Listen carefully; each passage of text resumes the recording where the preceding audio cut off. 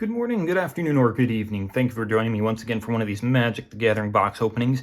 And previously, we had opened up a little bit of Conspiracy Take the Crown, and I had described, well, it was during a period where I had taken a break from Magic, so, it was one of the sets that I ended up missing out on, unfortunately. But there were a couple of other sets that I did, and this time we are going to be going into one of those sets that I had completely skipped previously that I kind of wish that I hadn't because it's really cool, and I wish that I had been around to be able to play it with my friends. But we are going to get into that one there, which is going to be Battlebond. Getting a little bit of this classic here where we had a bunch of cards in one pack. We had a lot of partner cards, so you'd be able to, when you play them, you get to take them out of your deck, essentially make a big two-headed giant game with your friends, which don't necessarily see a lot of people playing that much anymore, but was a format that had been played. Remember playing a few games of it with my friends during school, but have not played it in a long while, and because I've never opened up Battlebond, I'm sure to be getting a lot of cool and interesting cards, and I know that there's a lot of really interesting rares and mythics, and even some really good uncommons and commons that are in here as well. So one thing I did think that was really nifty is a lot of these supplemental packs had this sort of design where it had these two lanes of cards rather than just being in a box. As we saw with Conspiracy Take the Crown, it was also the same with Conspiracy. It was the same with the original Modern Horizons set. There was a lot of them there that ended up like this, which I think is just really cool. So why don't we go on in and see what we've got. We got two big stacks of packs to try to open up, get some really cool things. But yeah, I really like the designs of these boxes. You really do have to kind of, if you want to stuff them back up, you got to keep that little cardboard thing up here. So just make it a little bit easier on top, because if you don't, it lays like this and you can't really stack things on top of it. But as you can see here, this is where Will and Rowan Kenrith first originated there, and their lore went additional in Eldraine. But, well, because they are on the front of the pack, we had like Zinder, Splint, and Okaun, or whatever his name is. They were in the original Secret Lair commander deck, but because Will and Rowan were on the front, why don't we open up their pack first? Now, I do know that there is a couple of packs that, a couple of versions that they have with kind of like the normal one being not terribly desirable, and then the other one being kind of the one that you want to be able to get. They look a little bit similar, but with slight differences. So let's see what we'll be able to find. Okay, so are we starting off? It looks like maybe we have the tokens at the very front here, and probably we have commons in the back. So that's going to be a little interesting one, back to kind of like the original collector booster boxes. But it does look like we only have 8 tokens, so it'd be great to get all of those ones there. So let's take a peek. First up, we got Tyrant's Machine, 2 for an artifact, 4 to tap and tap target creature. Very expensive to do them. Honestly, not that worth it. Battle Rampart, 2 and a red, 1/3 wall, defender, tap to have target creature, gain haste until end of turn.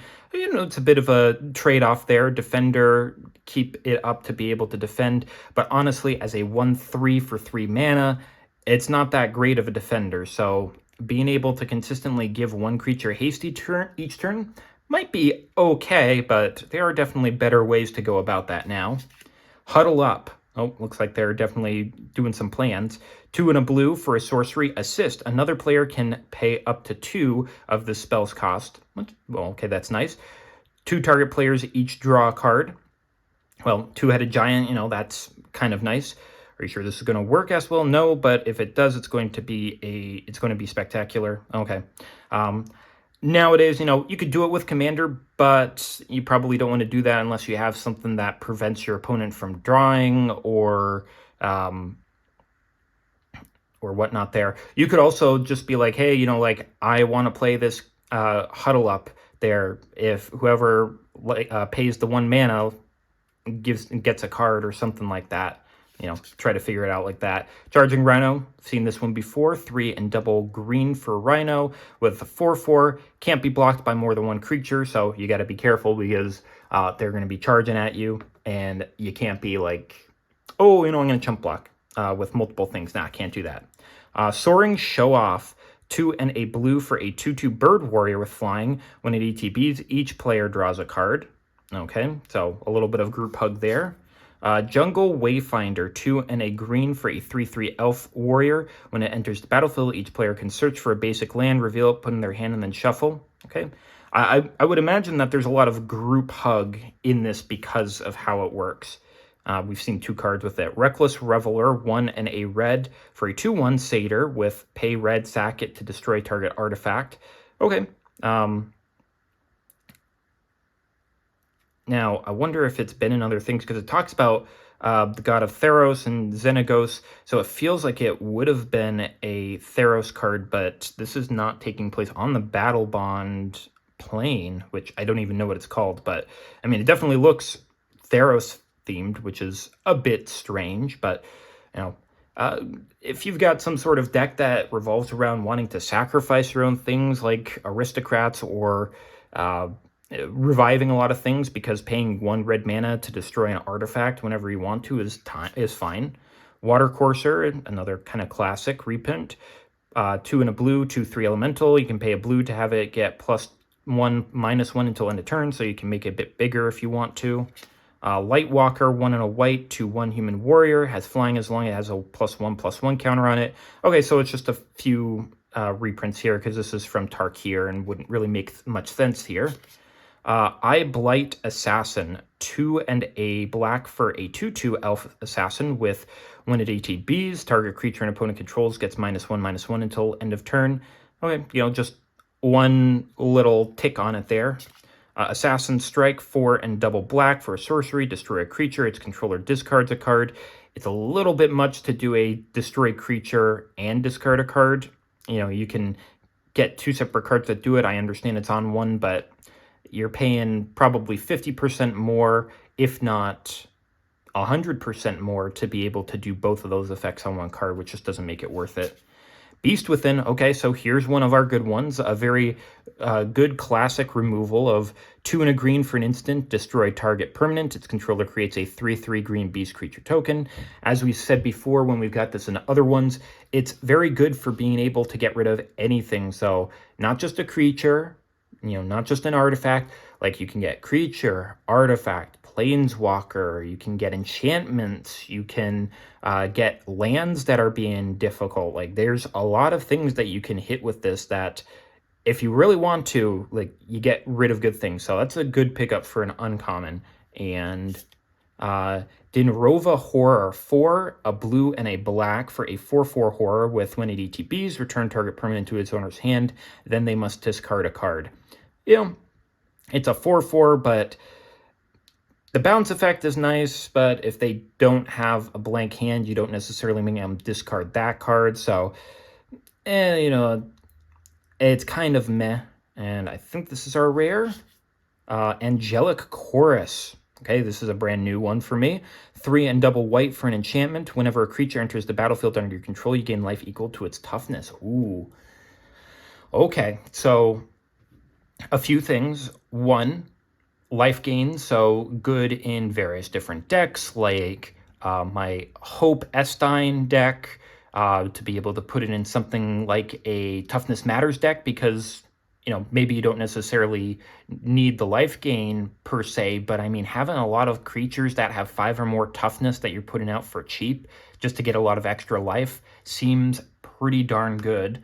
So lots of life gain decks like it. Toughness Matters decks seem like they would like it, so that's a good pickup for me. And are going to get a land, which is going to be one of these islands, and we can see sort of this arena where a lot of these fights in Battlebond happen, so that's a nifty one there. And we got our zombie, so let's see if we might be able to get all of the different tokens in here as well. Let's see here. Yeah, we opened it up from this side. I want to just try to make it as uniform as possible. Now, another zombie, so unfortunately nothing new there. Dragon Hatchling, another classic. 1 in a red, 0/1 dragon with flying. Pay a red, gets +1/+0 until end of turn. You make it really, really big. Stone Golem, 5 mana for a generic 4/4 artifact creature golem. You know, unless you can give this something like, I'm trying to remember what it's called, affinity. Like, I know that there are cards that say, you know, give everything affinity to artifacts or something like that. So artifacts that have just a generic mana cost and not actually a color can potentially play them for free. Other than that, it's kind of a worthless card there. Nimbus of the Isles, 4 and a blue for a 3/3 elemental with flying. Again, you know, something that, you know, a while ago might have been okay, but nowadays it's a 3/3 flyer for 5 mana is just not worth it. Elvish Visionary, 1 in our green, 1/1 Elf Shaman. When it ETBs, you draw a card. I mean, you got ways of flickering it, bringing it back, doing anything to try to get that trigger over and over again would be nice, but, you know, it's just a generic elf at the end of the day if you wanted that. Urborg Drake, 1 a blue and a black for a 2/3 Drake with flying. It attacks each combat if able. Okay, don't necessarily see that in blue or black, but hey, you know, new card for me. Borderland Marauder, 1 and a red for a 1/2 human warrior. Whenever it attacks, it gets +2/+0 until end of turn. Potentially a good one to go into the multi-attack phase deck, because you attack in with it, it becomes a 3/2, and then on subsequent turns, because it's until end of turn and not end of combat step, attack again with it, it becomes a 5/2, then a 7/2. You know, it keeps on getting bigger and bigger and bigger. So if you gave it something like First Strike to, you know, make it so that its toughness didn't quite as matter, you know, that would be nice. Midnight Guard, 2 and a white, 2/3 human soldier. Whenever another creature enters the battlefield, you untap it. So potentially do something with flash to get it on tap to be able to make some sort of play with it, I guess. Or if you've got something that says, you know, tap an untapped creature to do something, whether that's station or I'm trying to remember, saddle and crew, all of those, you need to tap your creatures to be able to do it. Or you have something like Springleaf Drum, which is tap it and another creature to get a, you know, a mana of any color. You know, then you play another creature on your turn, you untap, and it's just like, oh, well, you know, I've got it there. You know, decent one to be able to do with a lot of those strategies of getting it up really quick. So, you know, one to definitely look at. It's not necessarily a bad common. It's just, it has very niche circumstances where it's good. Liturgy of Blood, 3 and double black, sorcery, destroy target creature, and then you add 3 black. Okay, so, you know, get a little bit of extra mana on top of it, and it ends up being a Doomblade. You know, Doomblade for extra mana that you get 3 black afterwards. It's not the worst thing ever. It's just, you know, you're a little bit more limited with it, especially since it's a sorcery. Another Watercourser, Rebuke, 2 and a white, instant, destroy target attacking creature.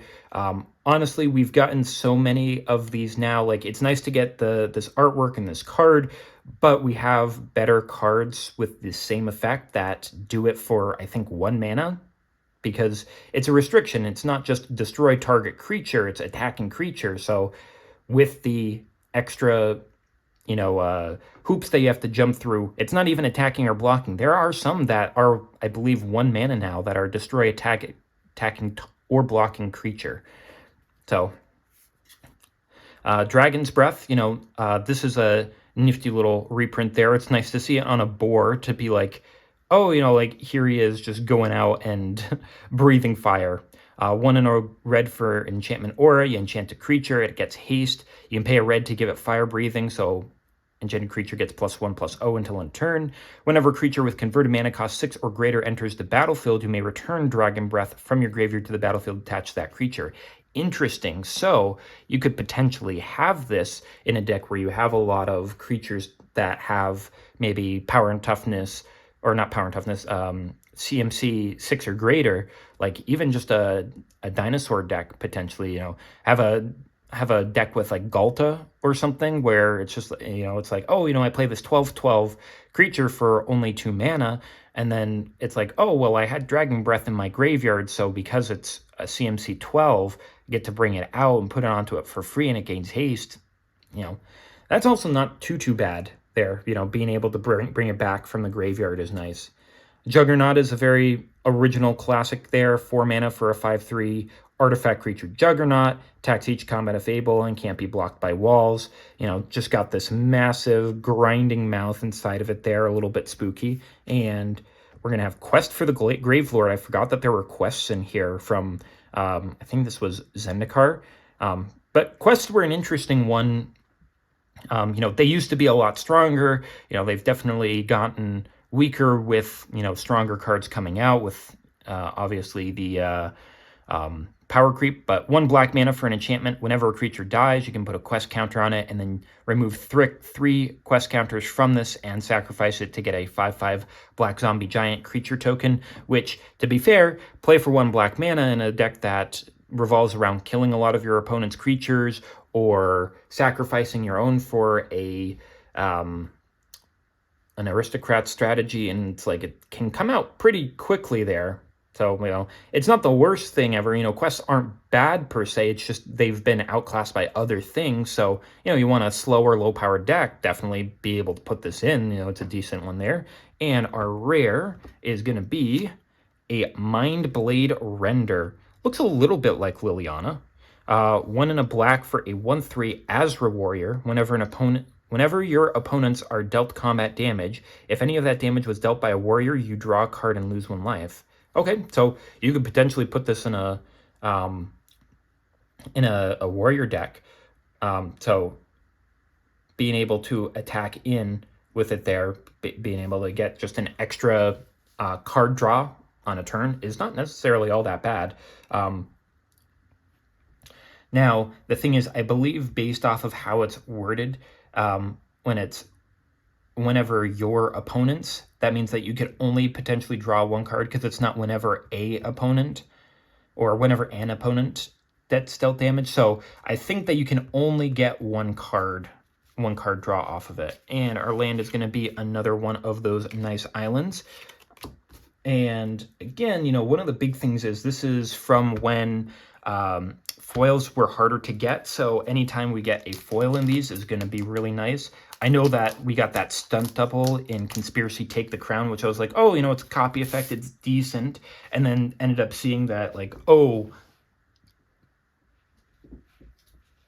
this was, like, I can't remember if it was like a $30 or $40 card, because it's in that vein of, oh, well, it's hard to get foils in all of these, but 2, the card hadn't had any reprints, or it might have had like 1 reprint in a commander deck, but the thing is, the only foil that it had was in Conspiracy Take the Crown, so being able to get that was really, really nice. Okay, a warrior, being able to get another one of ours. So we've got 2 of them now. So we got Expediate, 1 red for an instant. Target creature gains haste until end of turn, draw a card. I think a really nice card in Feather, because you target Feather, you get to copy it, or in Zada, because you give everything haste and then replaces itself for 1 red mana. That's nice. Another Tyrant's Machine, we're okay with that. Not Stalwart. I was going to say Stalwart. Nope, it's Saltwater Stalwart. So a little bit of a tongue twister there. 3 and a blue for a 2/4 Merfolk Warrior. Whenever it deals damage to an opponent, target player draws a card. So, I mean, you could make another person draw a card, which would be a little bit strange there, but, being able to just draw an extra card is not necessarily bad. It's just, it has to be whenever this deals it damage and not whenever anything else. So, not the greatest one there. Daggerback Basilisk, another classic here, 2 and a green for a 2/2 Basilisk with Death Touch there, just being able to keep it on the fence. But, a lot of snakes are better because you can get them out for 2 or less, so that's the only reason why those are better. Bathe in Dragonfire, we get a little bit of a Tarka there, 2 and a red for a sorcery, deals 4 damage to target creature. Again, it's on a sorcery, and it's 3, it's a little bit too expensive for that. Saddleback Lagak. What a name. Saddleback Lagak. 3 and a blue for a 3/1 lizard. With that enters the battlefield, you support 2. Okay, you know, put in a couple of extra 1/1s on other creatures, but, you know, as just essentially a generic 3/1, that puts 2 extra power and toughness on the field. Maybe not the best there. Ember Beast, another classic, 2 and a red, 3/4 beast that can attack or block alone. You know, just a little classic from the Return to Ravnica block. It's not that great. I mean, a lot of the times we were getting some of these that are 1 or 2 mana there for around the same power and toughness, so not the greatest. Royal Trooper, 2 and a white, 2/2 human soldier. Whenever it blocks, it gets +2/+2 until end of turn. So essentially, what it's saying is it has, well, it kind of has Bushido too, because Bushido is whenever it blocks or becomes blocked. So that's the only difference on it there, but it's essentially Bushido. Kite Sail Corsair, 1 and a blue for a 2/1 human pirate that has flying as long as it's attacking. You know, another classic. Hand of Silumgar, definitely around the time that Khans of Tarkir came out, because lots of ones that are the exact same here. 1 and a black for a 2/1 human warrior with Death Touch. Again, you know, same thing. It's just like this is only 2 mana instead of 3 mana for a Death Toucher. Enthralling Victor, 3 and a red for a 3/2 human warrior. Enters the battlefield, gain control of target creature an opponent controls with power 2 or less until end of turn. Untap it, it gains haste until end of turn. So a nifty little stealing effect that it's like, oh, you know, like they have 3 power. So if you take something with 2 power, maybe potentially do something with the attack in at an opponent that's going to block and kill it, or sacrifice it if you have the opportunity to get something like mana. If you've got like an Ashnod's Altar or Phyrexian Altar, you know, it's good ones there. Peregrine Drake, 4 and a blue for a 2/3 Drake with flying. When it ETBs, untap up to 5 lands. So it's a decent one in 2 ways, in that it's essentially free to be able to play out once you have enough mana to do it, because you have 5 lands, you use those 5 lands to play this, you get those 5 lands back, can play other things. So it's good in Storm in that sense, or if you've got decks where your lands tap for additional mana, whether it's something utility-wise like Temple of the False God, or Ugin's Labyrinth, I think that one does it, or Gaia's Cradle, Tolarian Academy,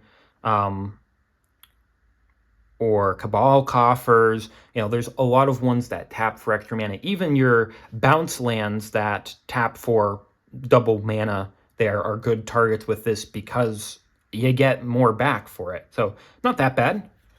Oh, Swords to Plowshares now. As always, amazing uncommon to be able to get in these sorts of sets, because it's a premier removal. 1 white mana for an instant, exile target creature, its controller gains life equal to its power. Awesome, awesome, awesome.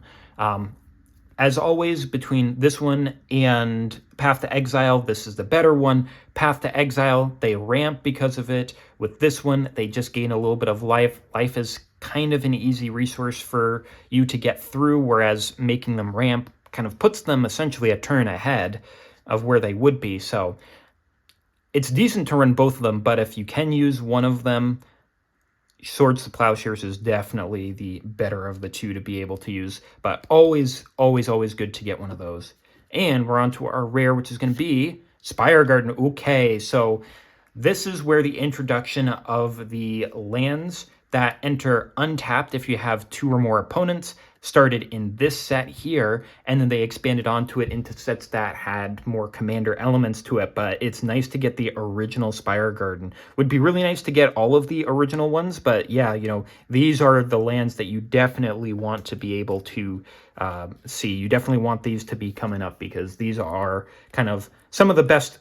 I believe that these are the best rares that you can get. So this cycle of lands is definitely what you want to be able to get. So glad to get that. And we're going to get a Swamp, which has all of the arena there with some Noxious Fumes. Hopefully we can get all of the lands as well. Would be nice. I mean, if we could get a lot of the cards in here so that necessarily all that I have to do is just buy a few singles to be able to complete out the set is really, really nice. I do really like that when the set is at a way of all you have to do is open up one box and then you can just get some singles and you're complete. So here's the zombie giant that goes along with that Quest of the Gravelord. So getting 3 of our 8 tokens is nice. Starting off with Call to Heal, 1 in a blue, instant, return target creature to its owner's hand, and controller draws a card. Honestly, pretty darn good in a deck that has that wants to do a lot of ETB triggers. You could use it as protection for one of your creatures to be, like if you don't have a lot of ones that, say, has a lot of protection in the deck, you could use this, bounce your own creature to get it back, but then you also get a card draw on top of that. You know, I think it's not necessarily a bad one. Obviously, you can use it on your opponents to return one of their things as well, but I like it best on using it on one of your owns for either protection or to be able to play it again with an ETB trigger, and then you get to draw a card on top of it. So, you know, do something like Peregrine Drake where you tap down a lot of your lands and you've got your lands that tap down for double, and then you play Call to Heal, bring the Peregrine Drake back to your hand, play it down with your lands that tap for double mana, untap your lands again, and you're up a lot. You know, that's a way to use it. Pierce Strider. Looks like some Phyrexian cards. I love me some Phyrexians. 4 mana for a 3/3 artifact creature construct.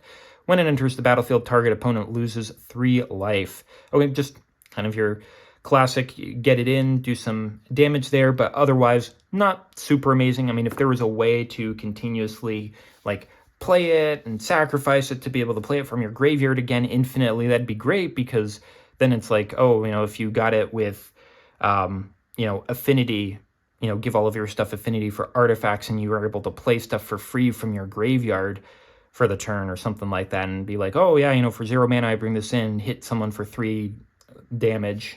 That'd be nice. Negate, a good old classic counter spell, 1 in a blue for an instant that counters target non-creature spell. Just a very classic one there that's got some artwork from Kaladesh there.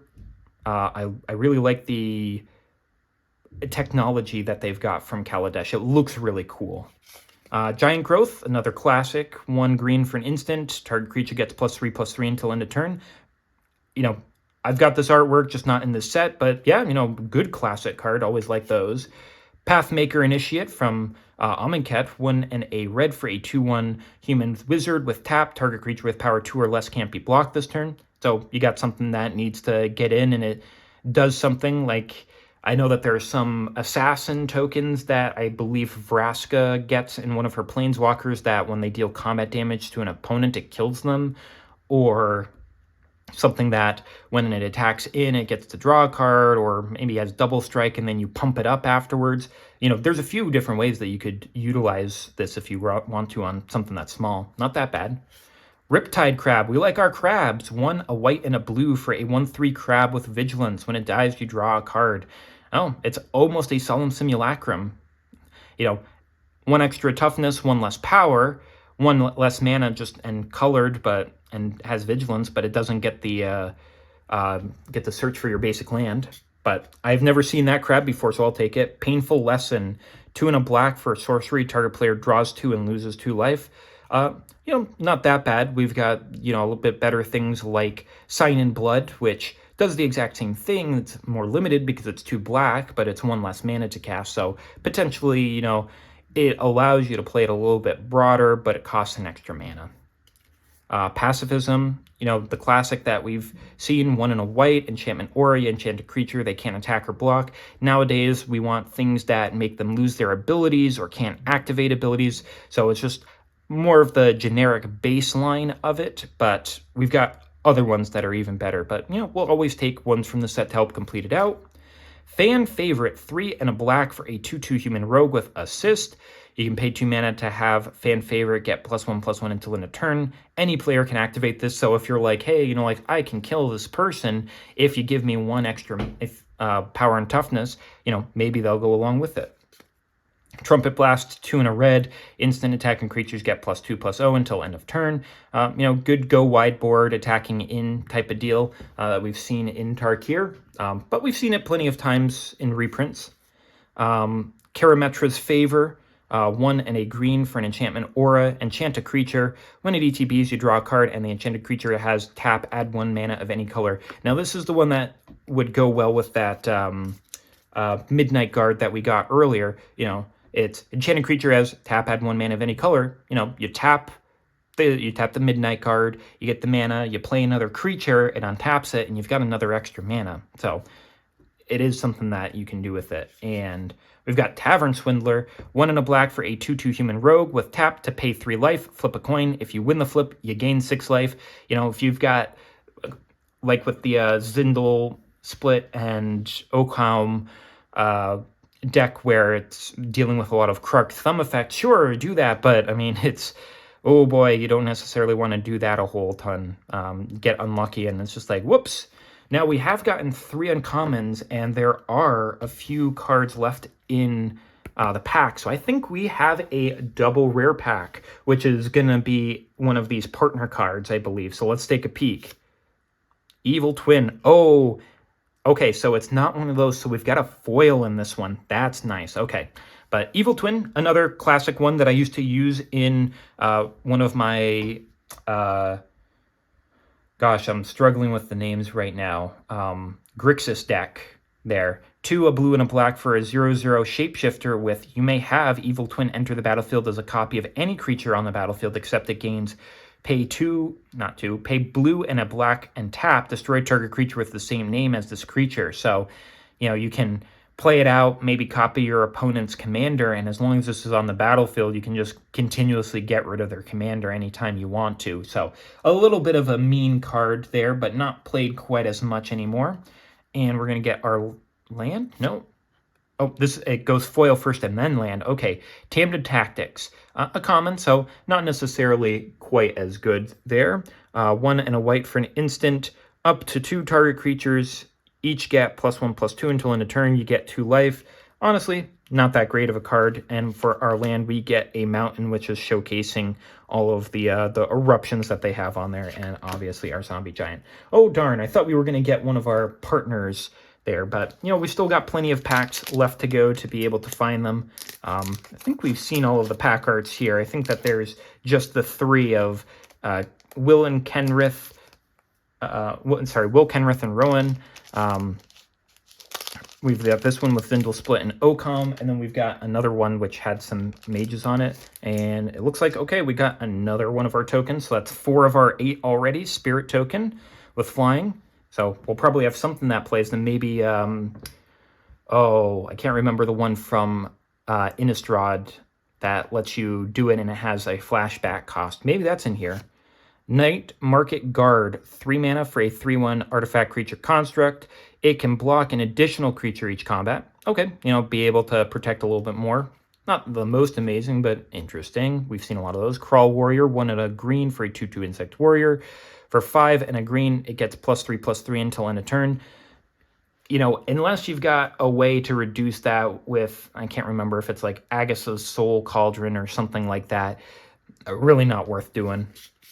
So another Soaring Show Off for that group hug drawing card. Another Charging Rhino.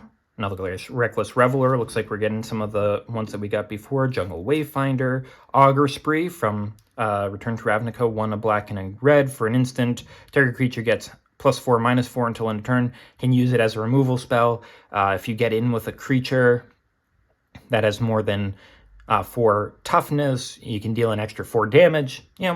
A little bit limited. It's more of a removal spell.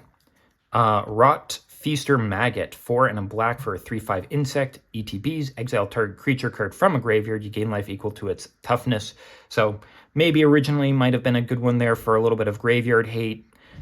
Gain a little bit of life, but mostly just kind of get rid of one of their best things in there. But it's only a creature that you get rid of. Doom Traveler. Okay, so this is what the spirit is based off of. We could still have the other one, but 1 white for a 1/1 human soldier with when it dies, you get a 1/1 white spirit creature with flying. Yep, good old Innistrad. Classic Shock. Red mana for an instant, deal 2 to any target.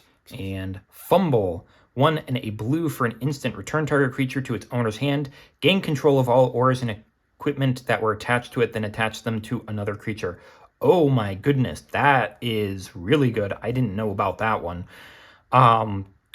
So essentially gain control, like if your opponent is playing some sort of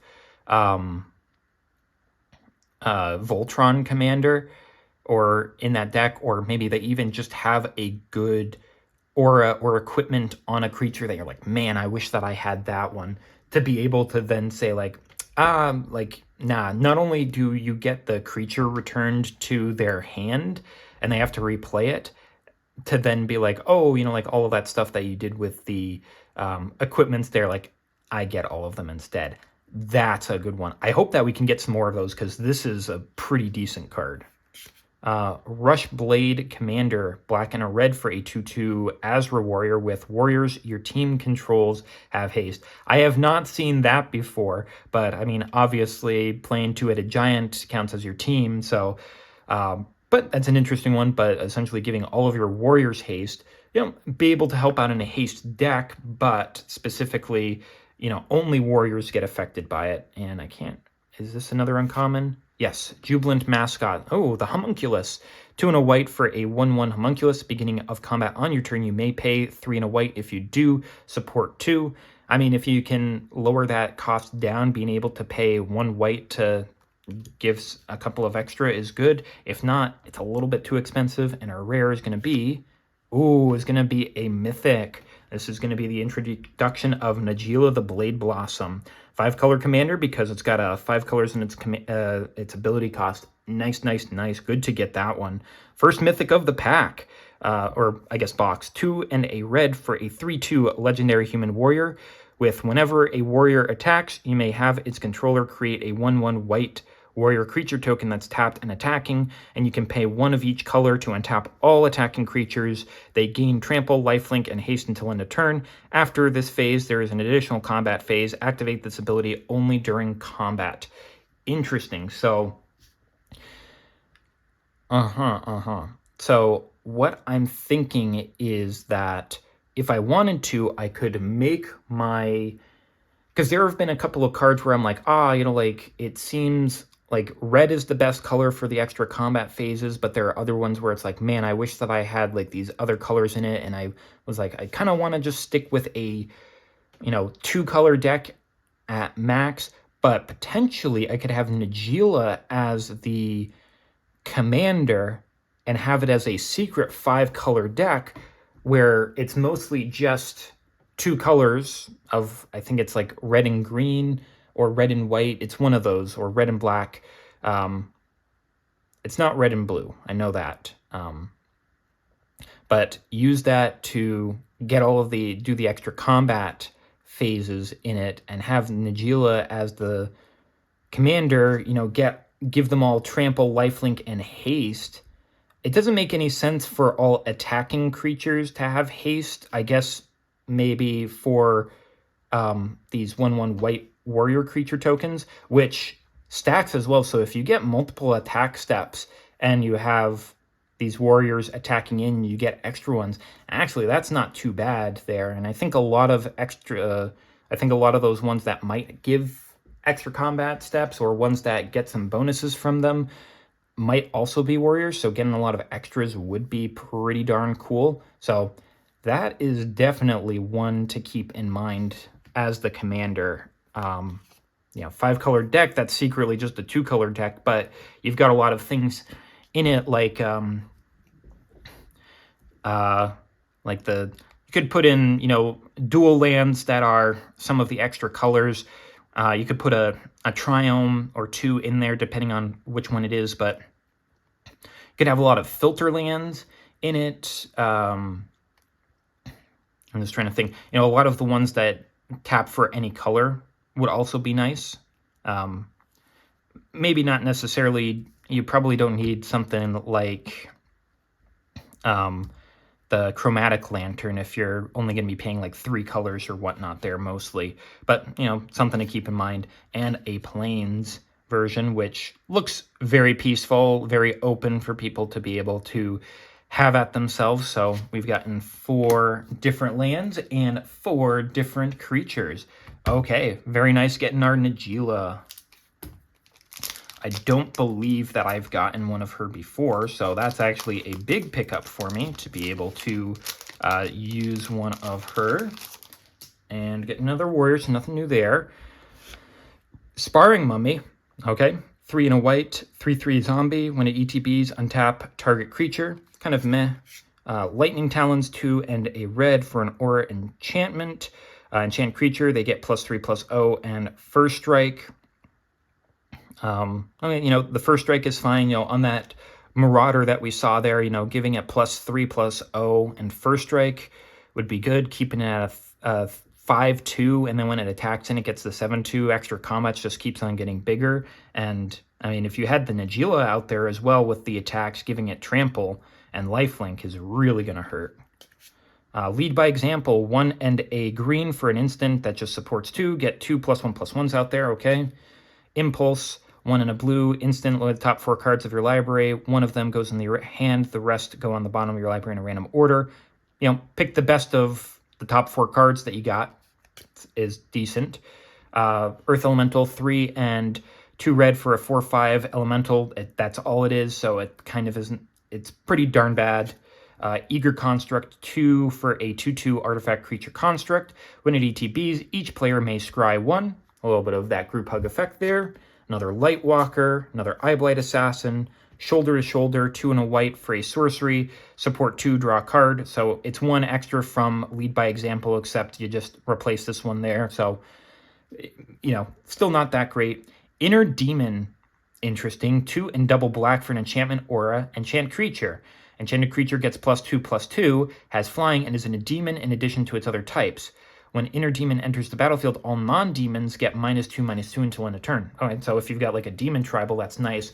Or, it's just a little bit of a slight board wipe for little creatures. Honestly, it's not that bad of an enchantment, making one of your things a little bit bigger and get flying. So a bit of evasion, a little bit bigger, but then get rid of a whole bunch of small stuff. It's not amazing, but, I mean, it's something to think of. Enduring Scale Lord, 4 a green and a white for a 4/4 dragon with flying. Whenever 1 or more +1/+1s are put on another creature you control, you may put a +1/+1 on Enduring Scale Lord. Okay, so maybe taking a peek at putting this one in the Tidus deck, because proliferating a whole lot of those tokens, if you proliferate tokens off of this and let's say 5 other creatures, it's like, okay, this gets an extra one, your 5 creatures get extra ones, and because 5 instances of putting +1/+1s happen on different creatures, then you get 5 extra ones on this. So, could potentially make that one big. And the crowd goes wild. X and a green for a sorcery assist. Another player may pay up to X of the spell's cost. You may choose the value of X. Support X, put additional +1/+1s on up to X target creatures. Or put a +1/+1 on up to X target creatures. Each creature with a +1/+1 on it gains trample until end of turn. I mean, honestly, I see this in 2 things. One, I can see it in a Hydra deck. Give all of your Hydras, because a lot of them have +1/+1 counters on them. Give all of them trample and be able to split some extra +1/+1s out of it if you want to. Because some of them, it's, whenever they attack or something happens, you potentially double the amount of counters on them, so that helps out with it. You could put this in the deck with Primo or Zimone because they deal with a lot of X spells, so that's another one of getting things really big. And again, they get them really big with +1/+1s, attacking with trample. That's nice. Or you could put this in a deck that puts a lot of +1/+1s out, like the Tidus deck, and you're just like, okay, I just pay 1 green to give all of my things trample. That's pretty darn good. So, I could use extra ones of those, like Fumble and the Crowd Goes Wild. I would definitely take more of those. If I don't get them, I mean, I can always just purchase them now that I know what they are. But we've got some extra cards in here, so it's either going to be partners or there's going to be a foil in here, I believe. So we're going to get a foil. Nixithid, Never heard of this. 1 and double black for a 7/7 elemental. As it enters the battlefield, choose an opponent. This gets -1/-1 for each card in the chosen player's hand. So it's a big 7/7, but depending on what they have, it can get a bit smaller. Definitely looks like a card from Grixis with how pointy it is. It looks a little bit like Thraximunder. But, interesting to get. Not that amazing. People drawing a whole lot of cards in Commander. Though I guess this could be good in my deck that makes people discard a lot of cards because they will be down a whole lot. That is actually a possibility. Get, it out there and potentially have it big. And our foil is going to be, a foil Spellseeker. Now that is a good rare to get in foil. Oh my goodness. Yeah, this was like one of the premier ones to be able to get in this set, if I remember correctly. Doesn't have a whole lot of printing, so that's good.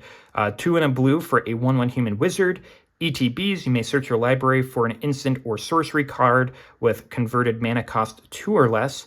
You reveal it and put it in your hand, then shuffle your library. Lots of good instants and sorceries that you can get that are 2 mana or less.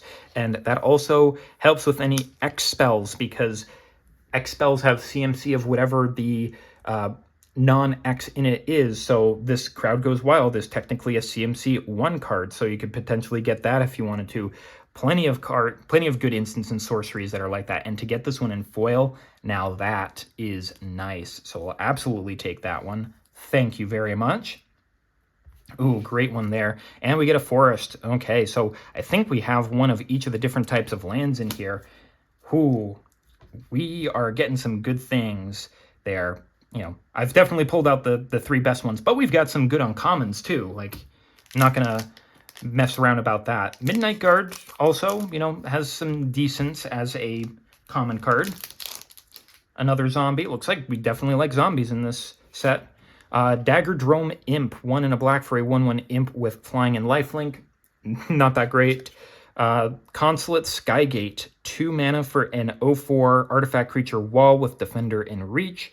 See, this is what we want a little bit more than that red one that we saw that gave haste, because it comes out earlier at only 2 mana and 2 generic, has reach so it can stop something with flying, and has an extra toughness. So a little bit better than I think, though I do like the giving things haste, but you don't necessarily need the defender in that case.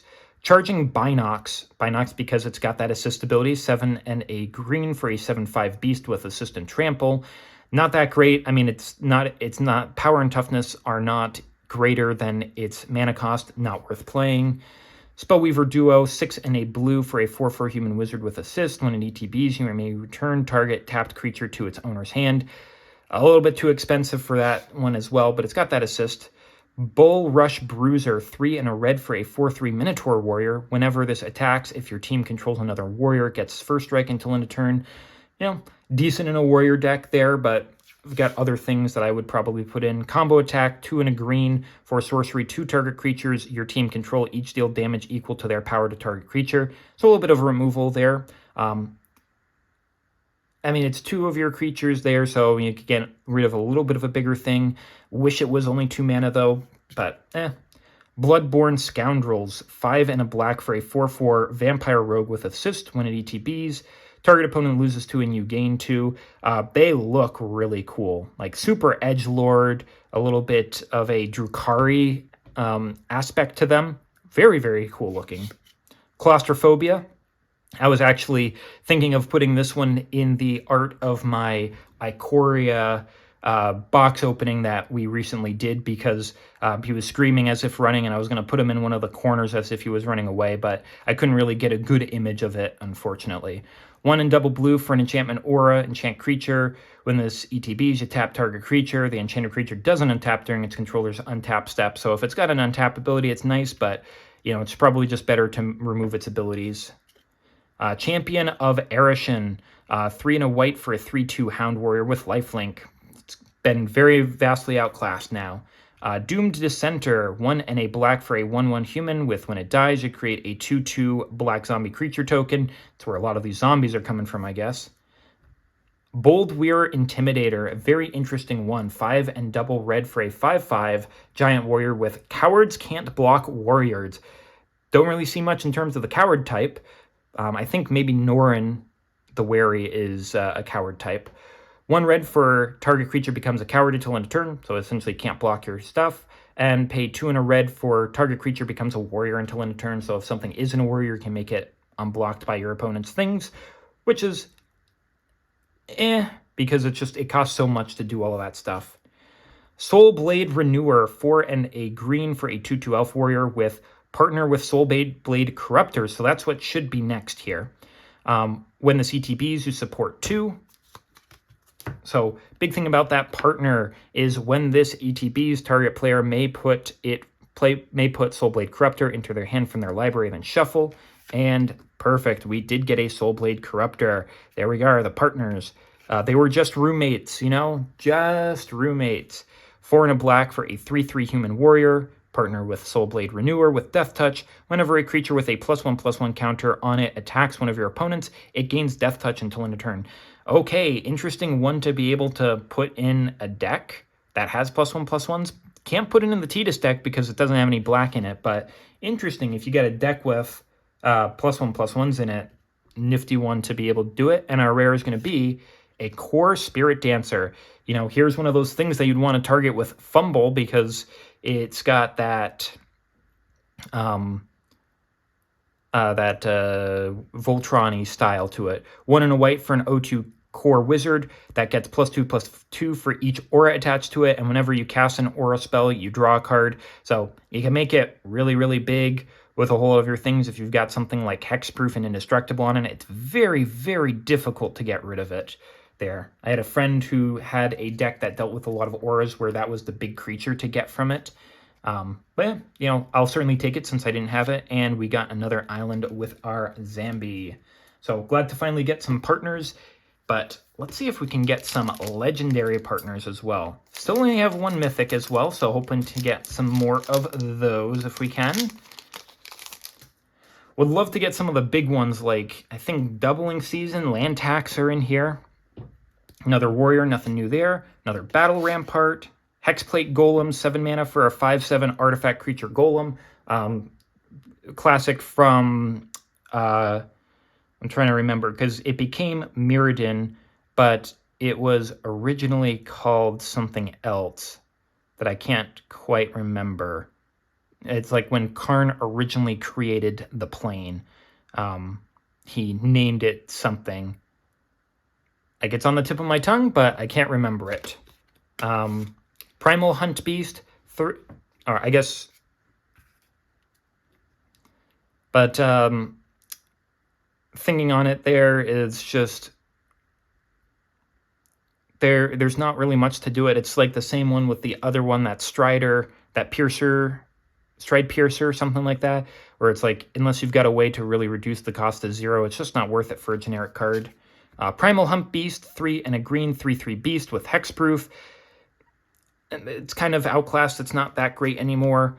Coralheim Guide, 1 and a blue for a 2/1 Merfolk Scout ally. Target creature can't be blocked this turn, so potentially making it so that something gets in is nice, but that's a very expensive ability.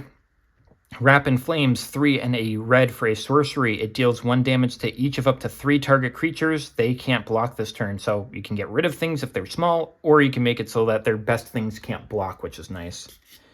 Seer's Lantern, 3 mana for an artifact, tap for a colorless, pay 2 and tap to scry 1. I mean, deck stat wants you to scry 1, like, what is it? The Qinshi Huang's Planetarium, or other ones like Miracles. Like if you got a deck with a lot of Miracle stuff in it, I can't remember. I think Lorehold has, like, each spell that you have has Miracle 2 or something like that. Or I don't think it's Miracle 0. But being able to know what's on top so you can say, like, oh, like, I know what's on top so I can cast it for free is nice. Or for super cheap.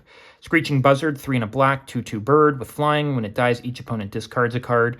Honestly, good in a aristocrat-style deck. Just continuously sack it and revive it, make them discard a bunch of cards. Silver Chase Fox, 1 and a white, 2/2 Fox. Pay 1 and a white to sack it to exile target enchantment. I don't like sacrificing my foxes. It's very, very cute, and I remember for Innistrad. Sickle Dancer, 2 and a black for a 3/2 human warrior with whenever it attacks.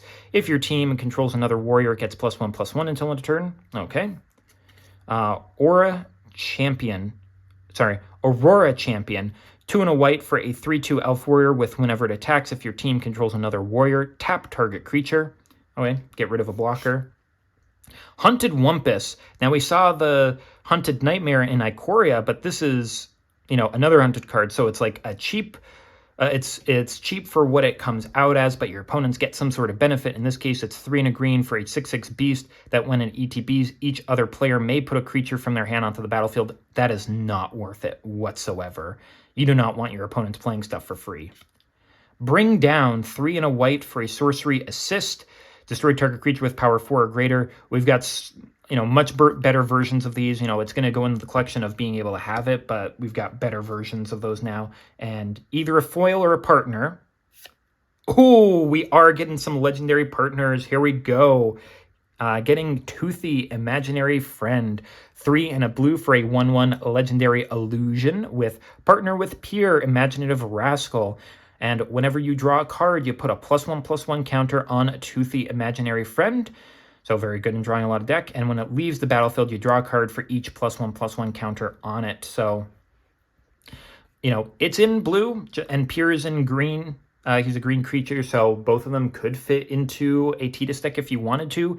If it gets really big and it dies, you can draw a bunch of cards. You got a Reliquary Tower, that's nice.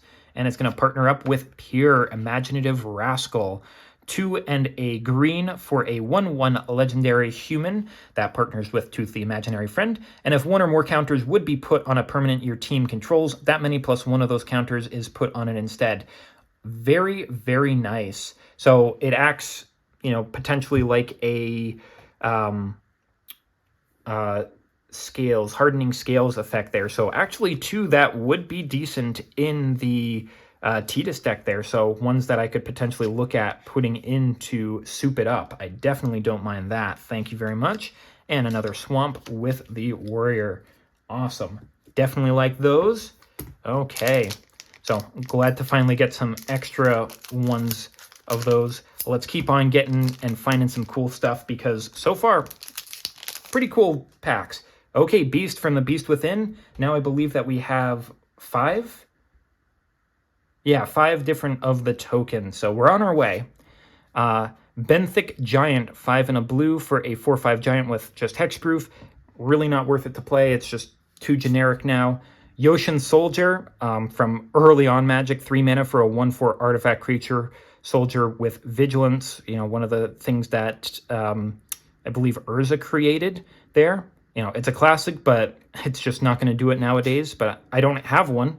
Canopy Spider, 1 and a green for a 1/3 spider with reach. I mean, lots of Spider-Man stuff. We like spiders. Another Huddle Up. Stadium Vendors. It's 3 and a red for a 3/3 goblin that enters the battlefield. You choose a player. That player adds 2 mana of any one color they choose. Okay, I mean, can't really...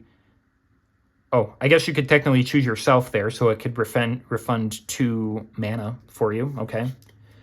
Wandering Wolf, 1 and a green for a 2/1 wolf. Creatures with power less than Wandering Wolf's power can't block it. Prevent it from trying to take it out.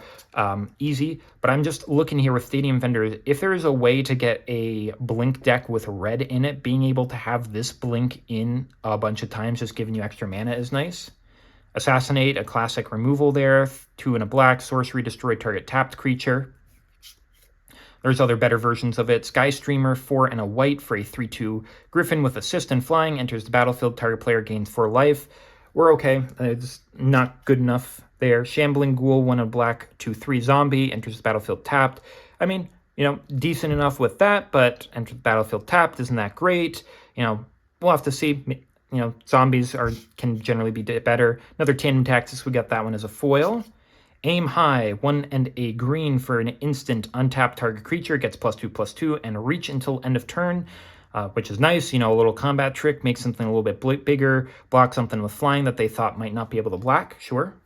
And Phantom Warrior, 1 and double blue for a 2/2 Illusion Warrior that can't be blocked, so good in a deck that... like ninjas, where you got the ninjutsu to be continuously saying like, oh, I can just keep on getting my guy out there and making him unblockable so that you get your ninja stuff. Gang Up, X and a black for an instant. assist another player, pay up to X, destroy target creature with power X or less. I mean, depending on how things are. You know, it's just you could get rid of something small easily, but it's just like there's so much better ones that you can do instead of doing that. And our rare is going to be a Sentinel Tower, 4 mana for an artifact. Whenever an instant or sorcery spell is cast during your turn, so even if it's your opponent, Sentinel Tower deals damage to any target equal to 1 plus the number of instant and sorcery spells cast before that spell this turn. Interesting. So it's very much a storm type of card. If you're storming it off, you got a lot of sorceries or instants that you've played. You know, being able to deal a whole lot of extra damage to something is interesting. I don't think it's the most amazing one because it's restricted to only instants and sorceries and a mountain. So we'll take it to add to the collection, but I don't think it's anything super amazing. Okay. Let's keep on getting something interesting. You know, as long as we can get some rares and mythics that are not duplicates, that is what I think is the best. Like, the fewer that we get is the better. I mean, I don't mind getting extras of the lands. Spellseeker is a good one there. And if we get, like, a good mythic, that's fine. Mirror, okay, so now I think that we have 6 of our 8 tokens. Coil Prowler, 4 and double green for a 6/6 worm. That's generic, not worth playing. Millennium Gargoyle, 4 mana for a 2/2 artifact creature, Gargoyle with flying. Again, not worth playing. Return to the Earth, 3 and a green for an instant. Destroy target artifact, enchantment, or creature with flying. You know, it's good to have a lot of that modal effects there, but the cost is a little bit prohibitive. Frostlinks, I mean, we've seen this one printed multiple times. We just saw it in the Ikoria with its alternate art. 2 and a blue, 2/2 elemental cat, ETBs. Tap target creature an opponent controls. It doesn't untap during its next untap step.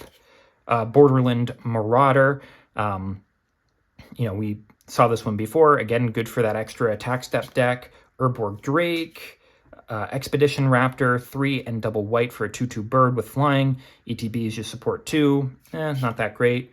Grotesque Mutation from our, what was it, the Eldrazi Innistrad set. 1 and a black instant. Target creature gets +3/+1 in lifelink. So being able to just get a lot of extra life potentially is not that bad. Last Gasp, 1 and a black for an instant. Target creature gets -3/-3 until end of turn. You know, it's a fine removal. It's not the best. I mean, we can probably get some better. Angelic Gift, 1 and a white. Enchantment Aura. Enchant a creature. When it ETBs, you draw a card, and the enchanted creature has flying. So, I mean, so it's just along those lines of, you know, replacing itself and giving something flying. Not the most amazing. Step Glider. 4 and a white, 2/4 elemental with flying and vigilance. Pay 1 and a white. Target creature with a +1/+1 on it gains flying and vigilance until end of turn. I mean, you could put that in your +1/+1 decks. It's just, you probably are going to be able to get those things on your creatures a little bit easier and for cheaper. And it's not until end of turn, so I'm going to pass on it. Chain Lightning, 1 red for a sorcery that deals 3 damage to any target. Then that player or that permanent's controller may pay double red. If they do, they may copy the spell and choose new targets for it. So, you know, interesting one to be able to go out and potentially get a whole lot of stuff. But, you know, it's a sorcery speed lightning bolt that has some counterplay around it there. And I believe we either have a foil or a partner. What do we got? Oh, nope. I miscounted the number of uncommons that we got. I thought Angelic Gift was one. Nope. Noxious Dragon, 4 and double black for a 4/4 dragon with flying. When it dies, you may destroy target creature with converted mana cost 3 or less. You know, get rid of something small. And now our actual rare is going to be a Noose Graph Mob. Interesting. Zombie from Innistrad, obviously. 4 and double black for a 0/0 zombie that enters the battlefield with 5 +1/+1 counters on it. Whenever a player casts a spell, remove a +1/+1 from this. If you do, you create a 2/2 black zombie creature token. So there's more of our zombie creatures, you know, getting a whole lot of them out there, casting spells to be able to get things out there, essentially get double power later on. You know, is fine. Nothing super amazing. Just fine out there. Okay. What do we have in this one? Something cool, please. Or at least something new. We'll rub for luck. Something new in the rare mythic slot, that'd be great. Dragging Hatchling, Pierce Strider, Fertile Ground, that's a decent enchantment to get. 1 in a green, enchantment or enchant land. Whenever enchanted land is tapped for mana, its controller adds an additional 1 mana of any color. So again, good with that Peregrine Drake of untapping that land because it taps for 2. Another negate with the nice art. Earth Elemental, Bathe in Dragonfire, Royal Trooper, Shock, Fan Favorite, Midnight Guard. Okay, I think this is the first one where... Did we do it? No, Fertile Ground was new. Okay. Vampire Charmseeker. Ooh, expensive at 6, a blue and a black for a 3/4 Vampire Wizard with Assist. Up to 6 and flying. When the CTBs, return target instant sorcery or creature from your graveyard to its owner's hand. From a graveyard to its owner's hand. Okay, so you could target, your partner stuff if you were in Two-Headed Giant, but that's so expensive for it. Just for a 3/4 flyer, essentially, that's not worth it. Flamewave Invoker, 2 and a red for a 2/2 Goblin Mutant. 7 and a red. It deals 5 damage to target player or planeswalker. Again, this is a really, really good one to have with Agatha, because being able to reduce the cost of this to only be 1 red, to then be saying like, 5 damage to anything there and be able to do it out really, really quickly, it can be mean. It can be fast. So yeah, definitely good in that deck there with those activated abilities. Okay. And we got Fertilid, which I believe also... Did we get it in the Ikoria as well? Maybe 2 and a green for a 0/0 elemental that enters the battlefield with 2 +1/+1s on it. You can pay 1 and a green to remove a +1/+1 to have target player search their library for a basic land, put in battlefield tapped, and then shuffle their library. I mean, if you were only playing basic lands, like, sure, it'd be great in a Tidus deck because, you can remove the +1/+1s on it to get those, but... not the most amazing. And for our rare, we're getting Virtus's Maneuver. So this is Virtus and Gorm are some of the partners there. 2 and a black for a sorcery for each player. Choose friend or foe. Each friend returns a creature card from their graveyard to the hand. Each foe sacrifices a creature they control. Okay, so, potentially a decent one there. 2 and a black to essentially destroy 3 creatures. Obviously, they get rid of their worst things, but... And for each player, so that includes yourself. So you could choose friend for yourself. So it's actually, 3 creatures get sacrificed, and then you get a card back from your graveyard. Yeah, that's really good. Good for 3 mana. I would definitely be playing that in at least one deck there, but definitely good in a Turgid deck. That's for certain. And another island and a warrior. Okay. Keep on going on. I'm glad that we have not gotten any repeats yet. That's really helpful to be able to finish out the set. Rub for a little bit of luck. Another Spirit, so no new token. Daggerdrome Imp, Tyrant's Machine, Crawl Warrior, Saltwater Stalwart, Reckless Reveler, Seer's Lantern, Screeching Buzzard, Water Courser, Rebuke, Eyeblight Assassin. Okay, so no new commons there. Jeline Sphinx, got this one from Return to Ravnica block there. 3, a white and a blue for a 1/5 Sphinx with flying and vigilance. Whenever this attacks, other attacking creatures get +1/+1 until end of turn. You're on a go wide board, that's nice, but it doesn't really go great in white and a blue.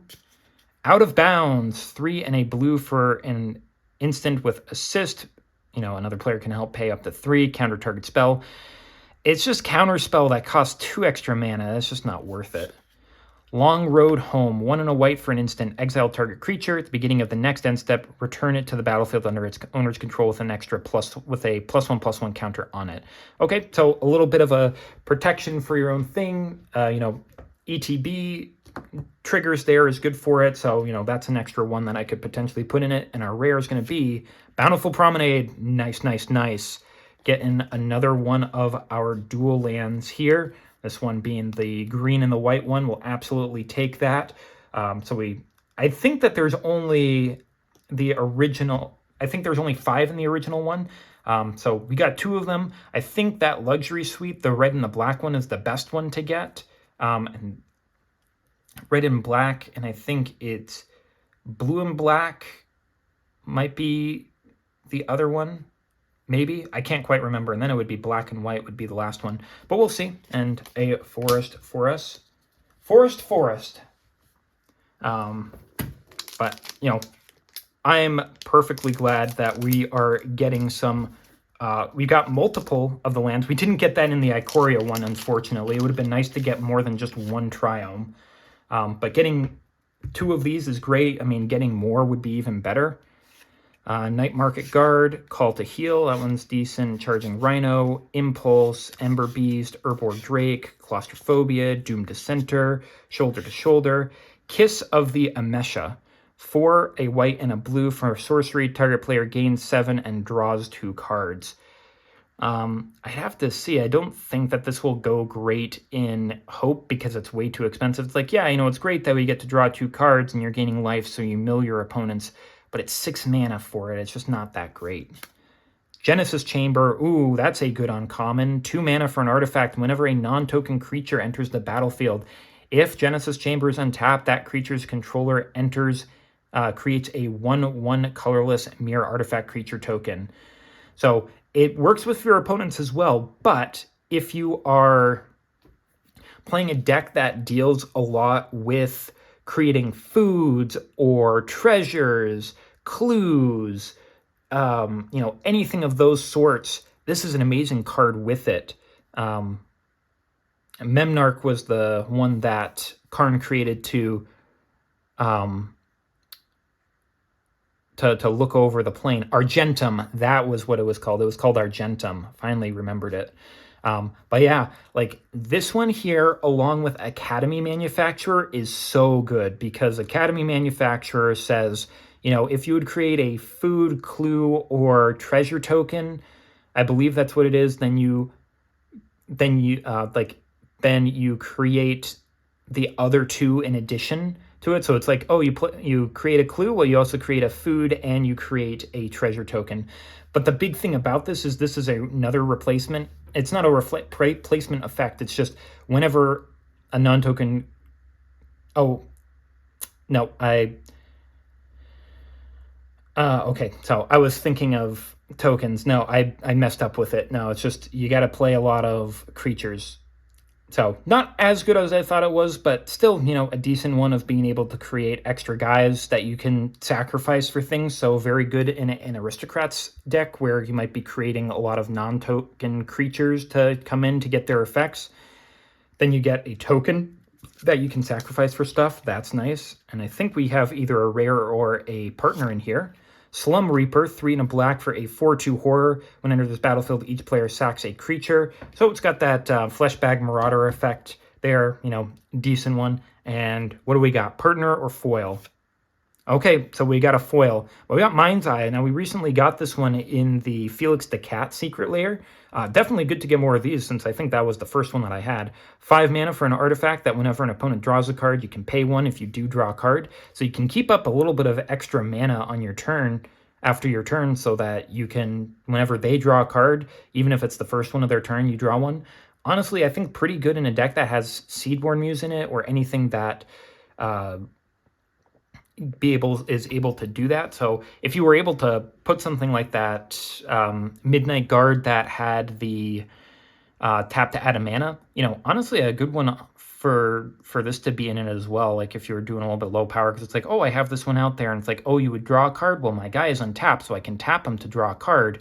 And then, you know, if they play a creature, it's like, oh, he gets a tap, so I can do it on the next player's turn. So nice to get an extra Mind's Eye. We'll certainly take it. And our foil is going to be a Kraken Hatchling. Not all that great, but, you know, we'll still take a foil. 1 blue for an 0/4 Kraken.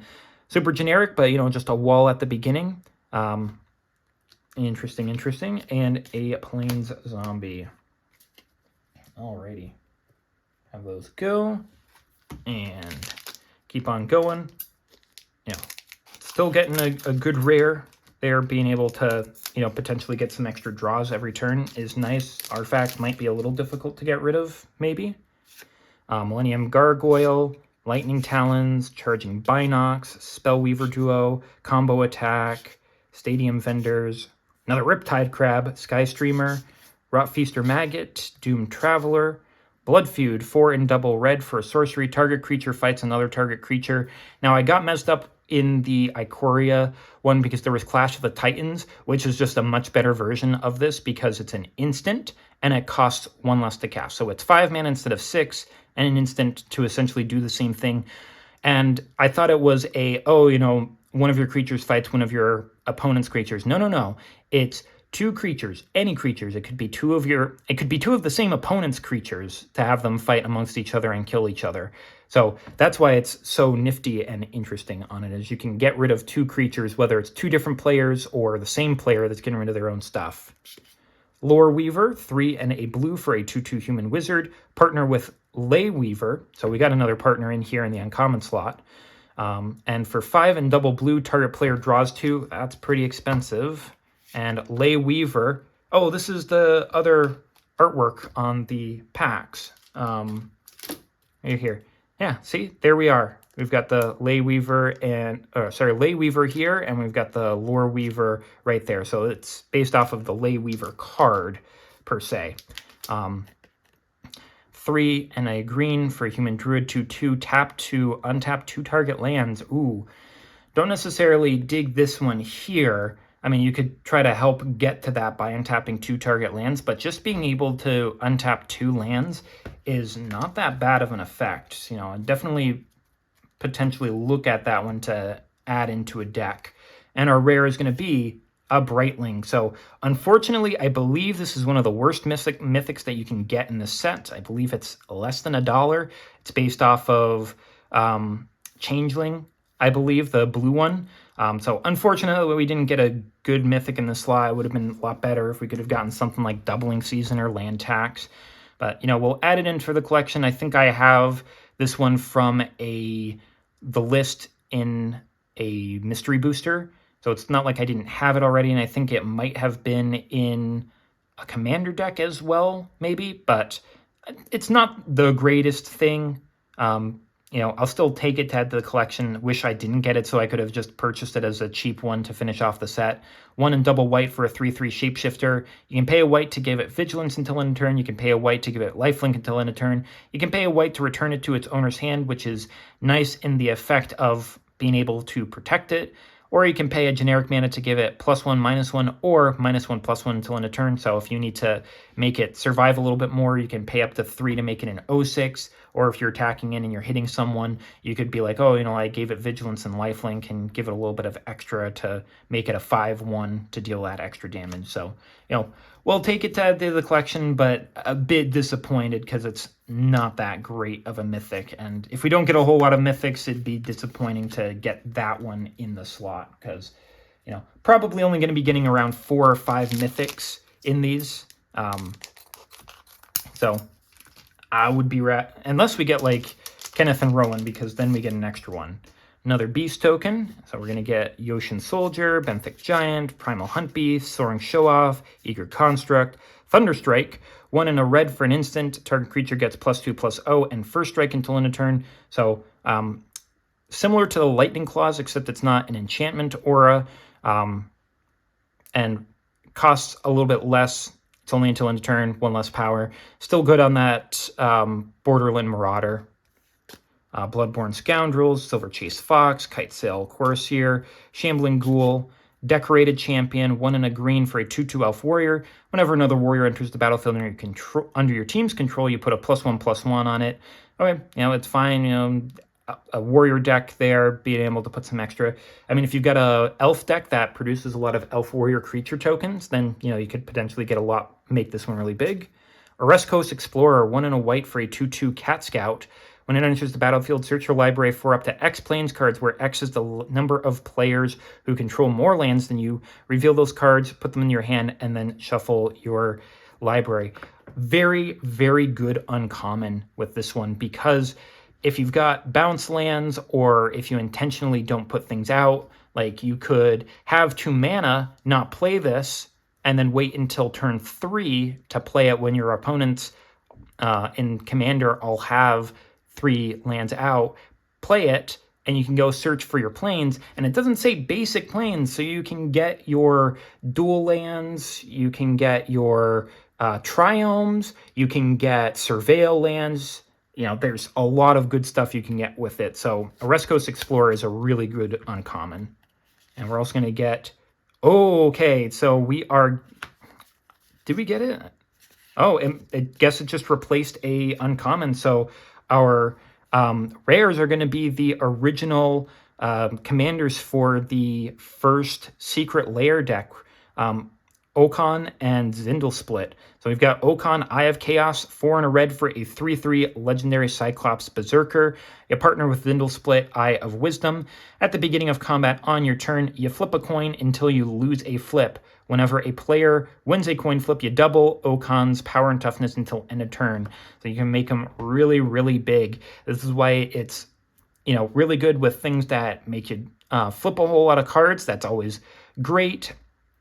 And, doubling something is extremely powerful because it's got an exponential effect. The first time you do it, this goes to a 6/6. So it gains +3/+3. But if you get 2 heads, then you get, you get to choose. So, you choose. But the next one, it's +6/+6, then +12/+12. I went on in a game where I was playing with some of my friends where I kept on flipping and winning because I had the Krark's thumb, and I got this to over 1 million. Like, I just got that many in a row because it's just that exponential. And we've got with it Zindel Split, Eye of Wisdom, 4 and a blue for a 1/4 homunculus, legendary homunculus that partners with Okon, Eye of Wisdom. And at the beginning of combat on your turn, you flip a coin until you lose a flip. Whenever a player wins a coin flip, you draw a card. So early on, you can draw a lot of extra cards with them there and, try to beat someone down with Okon. Very good partners there. I really enjoyed that deck. So I'm glad to get the originals in here as well. So again, so far, only gotten new cards, which is always nice. New cards as in, we haven't gotten a repeat yet. Let's see if we can keep that up. Oh, I didn't rub this for luck. Hopefully that's not going to be bad. Consulate Skygate, Sparring Mummy, Return to the Earth, Totally Lost, 4 and a blue for an instant. Put target non-land permanent on the top of its owner's library. Way too expensive for that effect, but we got Fibblethip on here. Wandering Wolf, Azra Blade Seeker, 2 and a red for a 3/2 Azra Warrior. Whenever this enters the battlefield, each player on your team may discard a card. Then each player who discarded a card this way draws a card. So a little bit of rummaging there. Raptor Companion, 1 and a white for a 3/1 dinosaur, generic, vanilla creature. It's just not good there. It's a Savannah Lions. We got one of those in Ikoria as well. That was a little bit different. But yeah, just not the best anymore. Last Gasp, Champion of Arishin, Augur Spree, Swarm of Bloodflies, 4 and a black for a 0/0 insect with flying. This enters the battlefield with 2 +1/+1s on it, and whenever another creature dies, you put a +1/+1 on it. Okay, it just gets a little bit bigger there. Relentless Hunter, 1 a red and a green for a 3/3 human warrior with 1 a red and a green. It gets +1/+1 and trample until end of turn. A little bit too expensive for that effect. I mean, you could get it with, because it's red and green, you could put it in Agatha, but no. Nimbus Champion, 5 and a blue for a 4/4 Avatar Warrior with flying. Whenever it attacks, you may return target creature to its owner's hand if that creature's power is less than or equal to the number of warriors your team's controls. So, I mean, you could do this to get ETB triggers. You could get rid of your opponent's stuff to make them play it some more. But, a couple of different ways that you could do it. It's just a little bit expensive for a 4/4 flyer. And our rare is going to be a Mystic Confluence. Okay, are all of the Confluences in here? Because I think that these have gone down because they've been reprinted so much. 3 double blue for an instant. Choose 3. You may choose the same mode more than once. Counter target spell unless its controller pays 3. A mana leak. Return target creature to its owner's hand.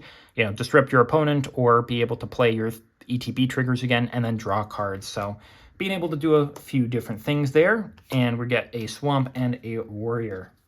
Okay. So I guess because we didn't rub the pack for luck, we didn't get the best of Mythic, so I'm rubbing it now. Hopefully we can get something even better than Mystic Confluence. That would be great. it's a Will and Rowan. I mean, the regular ones aren't that great, so, I mean, I could do without getting them and then get them a little bit later. Hexplate Golem, Battle Rampart, Coralhelm Guide, Lead by Example, Huddle Up, Centaur Healer, one a green and a white for a 3/3 Centaur Cleric with when it ETBs, you gain 3 life, just not worth it. Bull Rush Bruiser, Angelic Gift, Expedition Raptor, Assassinate, Unflinching Courage, 1 a green and a white for an enchantment aura. Enchant a creature, it gets +2/+2, trample, and lifelink. Not a whole lot of protection. It's nice, you know, extra power, extra toughness, give it trample, so it deals more damage to your opponent, gain a little bit of lifelink. You know, it's not terrible, it's just not great. Battle Mastery, 2 and a white for an enchantment aura, enchant a creature. The enchanted creature has a double strike. You know, double strike is really nice. I probably would prefer that over Unflinching Courage, you know, basically the same amount and can be played in any white deck instead of a green and white. And we've got Battle Rattle Shaman, 3 and a red for a 2/2 Goblin Shaman. Beginning of combat on your turn, you may have target creature get +2/+0 until end of turn. Not super amazing, just 1 creature. We've seen better in even this pack, even this decks. And rare is going to be Magmatic Force, 5 and 3 red for a 7/7 elemental. Beginning of each upkeep, this deals 3 damage to any target. So get it out there and you're just dealing a whole lot of extra damage. Very vastly outclassed now because essentially it's a 7/7 for 8 mana that, you know, deals a lightning bolt at each upkeep and you get to choose, but that's about it. Plains and Mirror, just a little bit too expensive now. Okay, so with this one here, we're going to be halfway through. Come on, let's keep on getting interesting things. We've gotten 2 mythics. We want at least 2 more. If we can get some more lands, that would be great. Spirit, Coil Prowler, Prakhata Club Security, 3 and a black for a 3/4 Aetherborn Warrior generic from that, like, I was going to say Avishkar, that's new on Kaladesh there. So, oh, okay, you know, just the generic one, get it for the collection. Frost Length, Canopy Spider, Sky Shroud Claim, the best common that you can get in this pack. So, I hope we can get more of it. 3 and a green for sorcery, search your library for up to 2 forest cards, put them out on the battlefield, and shuffle your library. Big thing is, sure, this is 4 mana for it, so it's like, oh, well, this is twice as expensive as Rampant Growth. Well, the big thing is, you know, you have to only get forests. But it doesn't say basic forests. So again, like with the Oreskos Explorer, you can get your dual lands, you can get your triomes, you can get, you know, surveil lands, you know, anything like that that has forest on it that taps for multiple things. You get 2 of them, and if they can enter untapped, you can have them enter untapped because it doesn't say they enter tapped. So that's why they're so good. So Sky Shroud Claim is definitely a good one there for ramping. Magma Helion, 6 and a red for a 5/4 Helion with assist up to 6 and trample and haste. You know, just kind of a generic 5/4 trample haster for a lot of mana is not great. Grotesque Mutation, Tandem Tactics, Rock Sprute, 2, a red and a green for a 4/4 Rhino Warrior generic, just not good anymore. Sickle Dancer, Plated Crusher, 4 and triple green for a 7/6 Beast with Trample and Hexproof. You know, it's got a little bit of protection, but it's just a generic stompy guy. You know, there's better things that you can get with it. Blaring Captain, which looks like we've got a partner here. 3 and a black for a 2/2 Azra Warrior that partners with Blaring Recruiter. Whenever Blaring Captain attacks, attacking warriors get +1/+1 until end of turn. A lot of warrior tribal in this, and this pairs with Blaring Recruiter, 3 and a white for a 2/2 Elf Warrior that partners with Blaring Captain, and you can pay 2 and a white to create a 1/1 white soldier creature token. So being able to go in there and potentially get some of those extra ones. I mean, if there is a lot of warriors in this Najeela extra turns deck that I'm thinking of, then potentially put it in there, but at the moment, probably going to pass. And our rare is going to be Morphic Pool. Yes, okay. So it is blue, so it's blue and black, not white and black. So it's white and blue is probably the other one. But I think Morphic Pool and Luxury Suite are probably the best ones. is white and blue like the crowd seating or whatever it's called? But yeah, like look at that there. Really cool purple effect on it. This is the original artwork for it. Awesome, awesome, awesome card. You know, getting 3 of our lands is super good. Fantastic. You know, definitely getting good on the lands there is nice, as we didn't get with the Triumphs. Forest and Spirit. Okay. Okay, now that we're halfway through, let's see if we can get some other good ones here.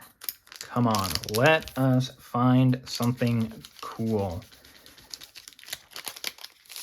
Okay, another warrior. So we're still shy 2 of our tokens here. No, they're probably going to be on for creatures that are... Oh, actually, my guess is that they are going to be emblems for Kenrith and Rowan. That's my guess. Kraken Hatchling, we got that one in the foil. Peace Strider, so this is opposite of Piercer Strider, which is 4 mana, 3/3, artifact creature construct, ETBs, you gain 3 life. Piercer Strider is just the opposite. You know, it's same stats, same cost, and just deals 3 to an opponent instead. Omen Speaker, okay, so we're getting some random new, you know, we hadn't gotten I don't think a Kraken Hatchling in the regular ones, and Peace Strider we haven't gotten, Omen Speaker we haven't gotten, so it's like suddenly we're not getting the same commons. Maybe we'll get more Sky Shroud claims now. 1 in a blue, 1/3 Human Wizard, ETBs, Scry 2. You know, nice to see what's on top. ETB trigger, so you could get that if you want to, but probably not the best. Another Fertile Ground, that's really nice. I like getting extra of those for the extra mana. Seer's Lantern, Wrap in Flames, Fill with Fright, 3 in a black. It's sorcery, target player discards 2, and then use Scry 2. You know, it's pretty mid. You know, I like it that it makes someone discard 2, and then you get to look at the top 2 and be like, oh, you know, am I going to get what I want? But it's a little bit too expensive. Dwarven Lightsmith, again, you know, just new ones. 5 and a white, 3/4 Dwarf Cleric with assist up to 5. ETBs, creatures your team controls get +1/+1 until end of turn. A little bit of an Anthem effect on ETB. Another Aurora Champion. Loyal Pegasus, 1 white for a 2/1 Pegasus with flying. Can't attack or block alone. You know, Savage Ventmaw. Ooh, this is a good uncommon as well. 4, a red and a green for a 4/4 dragon with flying. Whenever this attacks, you add 3 red and 3 green. Until in a turn, you don't lose this mana as steps and phases end. Very, very good. Definitely put it in the Najeela one because you get the extra untap steps. You get the extra combat steps, but you get mana in between because a lot of the extra combat steps, it's generally you're playing a card that lets you do it during like a main phase. So during your second main phase, after you've done your extra combats, you're like, oh, I'm going to do this to untap all of my creatures, get an additional combat phase. And you can keep on attacking with Savage Ventmaw, and you keep on getting 6 mana. This is a really, really good one. Even if you're not using it for extra turns, still just in a red and green deck, you're like, oh, I attack in, like a Rurik Thar deck. I attack in, I get 6 extra mana to be able to play my creatures. Yeah, it's such a good one. So much better than Loyal Pegasus, that's for certain. And opportunity for double blue, instant target player draws 4 cards. You know, it's essentially doubling up on what, like, not preordain. I'm trying to remember what it's called. It's not prophecy or anything like that. Divination, that's what it is. You know, it's basically double of what divination is, which is 2 and a blue. So 2 blue and 4. It's exactly double. It's exactly double of what divination is. So, I mean, if you got a way to make it down like 4 and it's just 2 blue, yeah, it's better than divination. You know, pay 2 to draw 4. Not that bad. But not super great. Now, we either have a foil or partners here. What do we got? Oh, like I said, we do not mind an extra Spell Seeker because these are good. Could have used an extra card there. You know, it would have been nice to get a different one, but I'll definitely take another Spell Seeker because good on value, good card, be able to play additional ones, doesn't have a lot of printings. Absolutely will take it there. Get those extra ones. Thank you very much. And our foil is going to be a Solemn Offering, 2 and a white for a sorcery. Destroy target artifact or enchantment. You gain 4 life. This was a classic card that was really good because it hits artifacts and enchantments being kind of difficult to interact with, and then you get a little bit of extra life. Nowadays, it's just a little bit too slow, but yeah, it is what it is.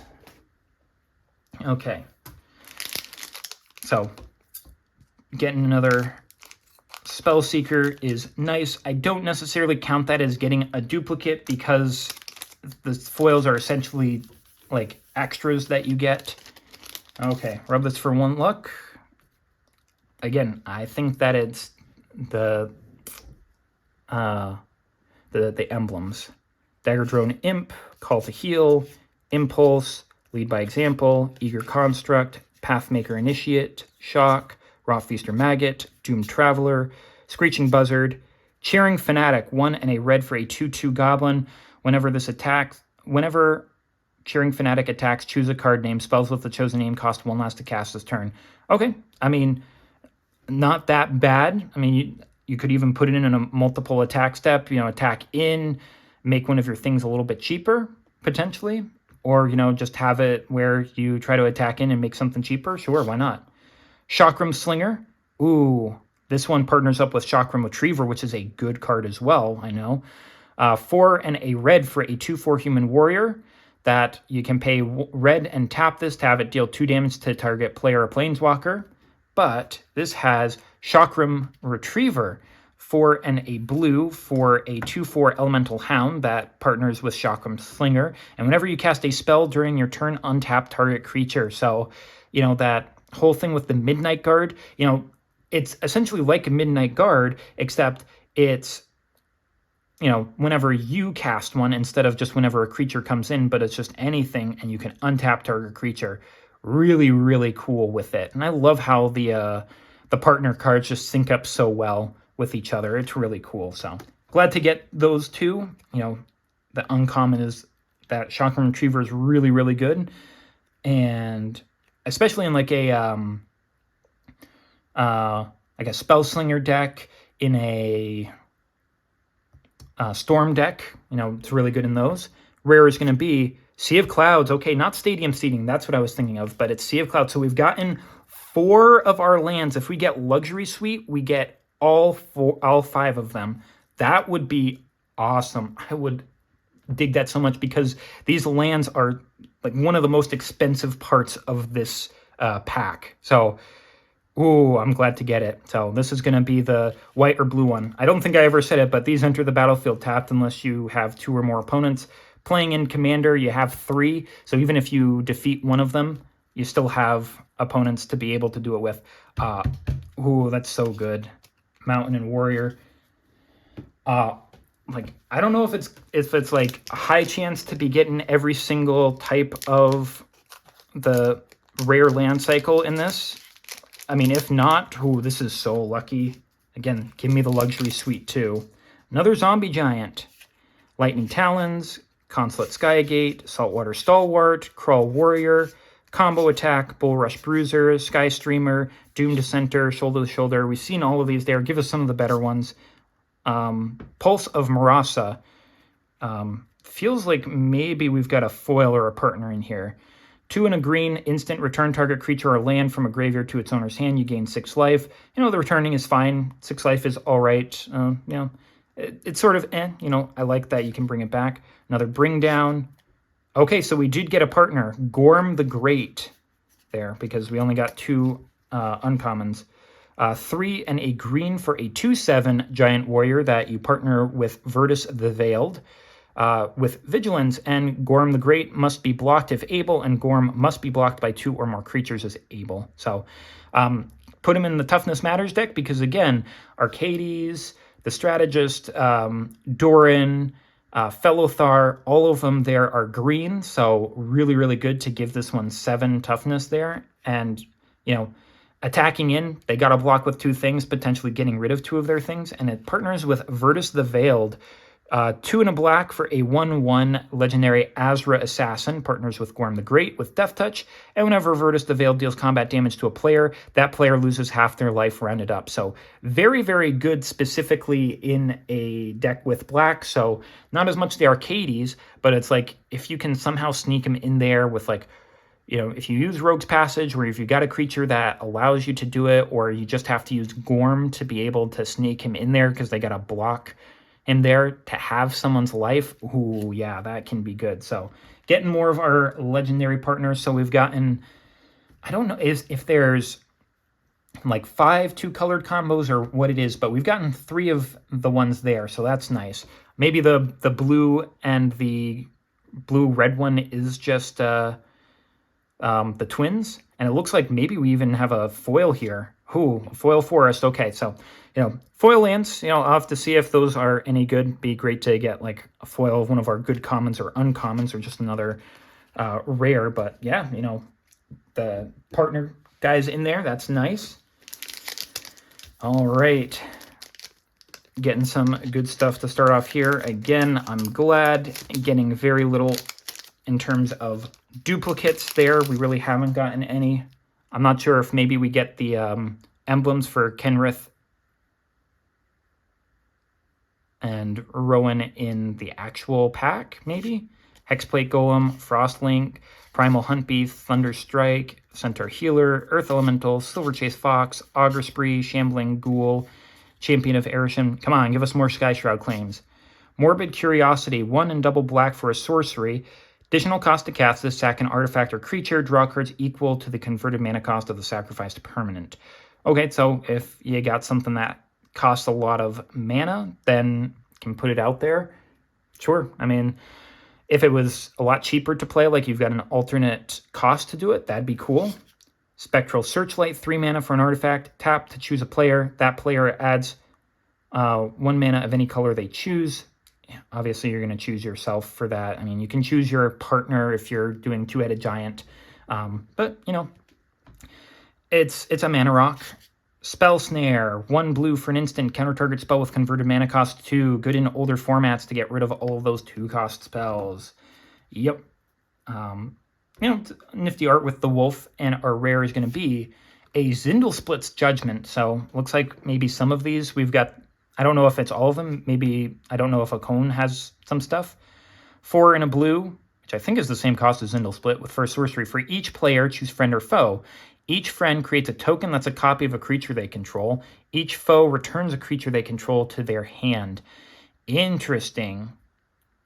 So you get a clone, and then everyone else has to return a creature. Okay. Forest and Warrior. Not that bad, but it's probably not the best. It's a little bit expensive, but decent enough effect for what it is. I mean, clone effects, we generally get that for 3 mana or so. So paying 2 more, returning a creature from each of your opponents, not the worst thing. Millennium Gargoyle, Sparring Mummy, Spellweaver Duo, Charging Binox, Azure Blade Seeker, Wandering Wolf, Last Gasp, Angelic Gift, Claustrophobia. Maybe we've gotten all the commons now. Bloodborne Scoundrels, Blaze, X in a red. Sorcery deals X to any target. I'm going to pass on it. It's not good anymore. Proud Mentor. Okay, so another partners here. 2 and a white for a 1/1 human warrior. Partners with Impetuous Prodigy. You can pay white and tap to tap target creature, and it pairs with Impetuous Protege for 2 and a red. 0/4 human warrior, partners with Proud Mentor. When Impetuous Protege attacks, it gets +X/+0 until end of turn, where X is the greatest power among tapped creatures your opponents control. Interesting. Tap down their best thing with the biggest power, and then this gets that amount of power. An interesting one for red and white there for sure.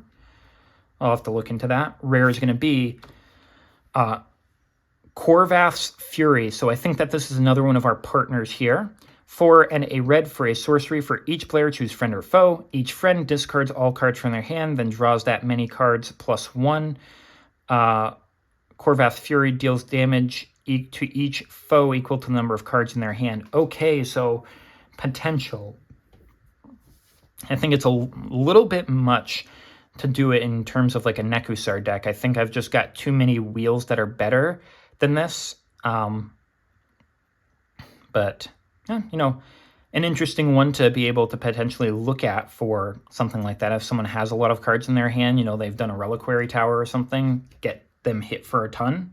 Sure, why not? And a Swamp. Okay.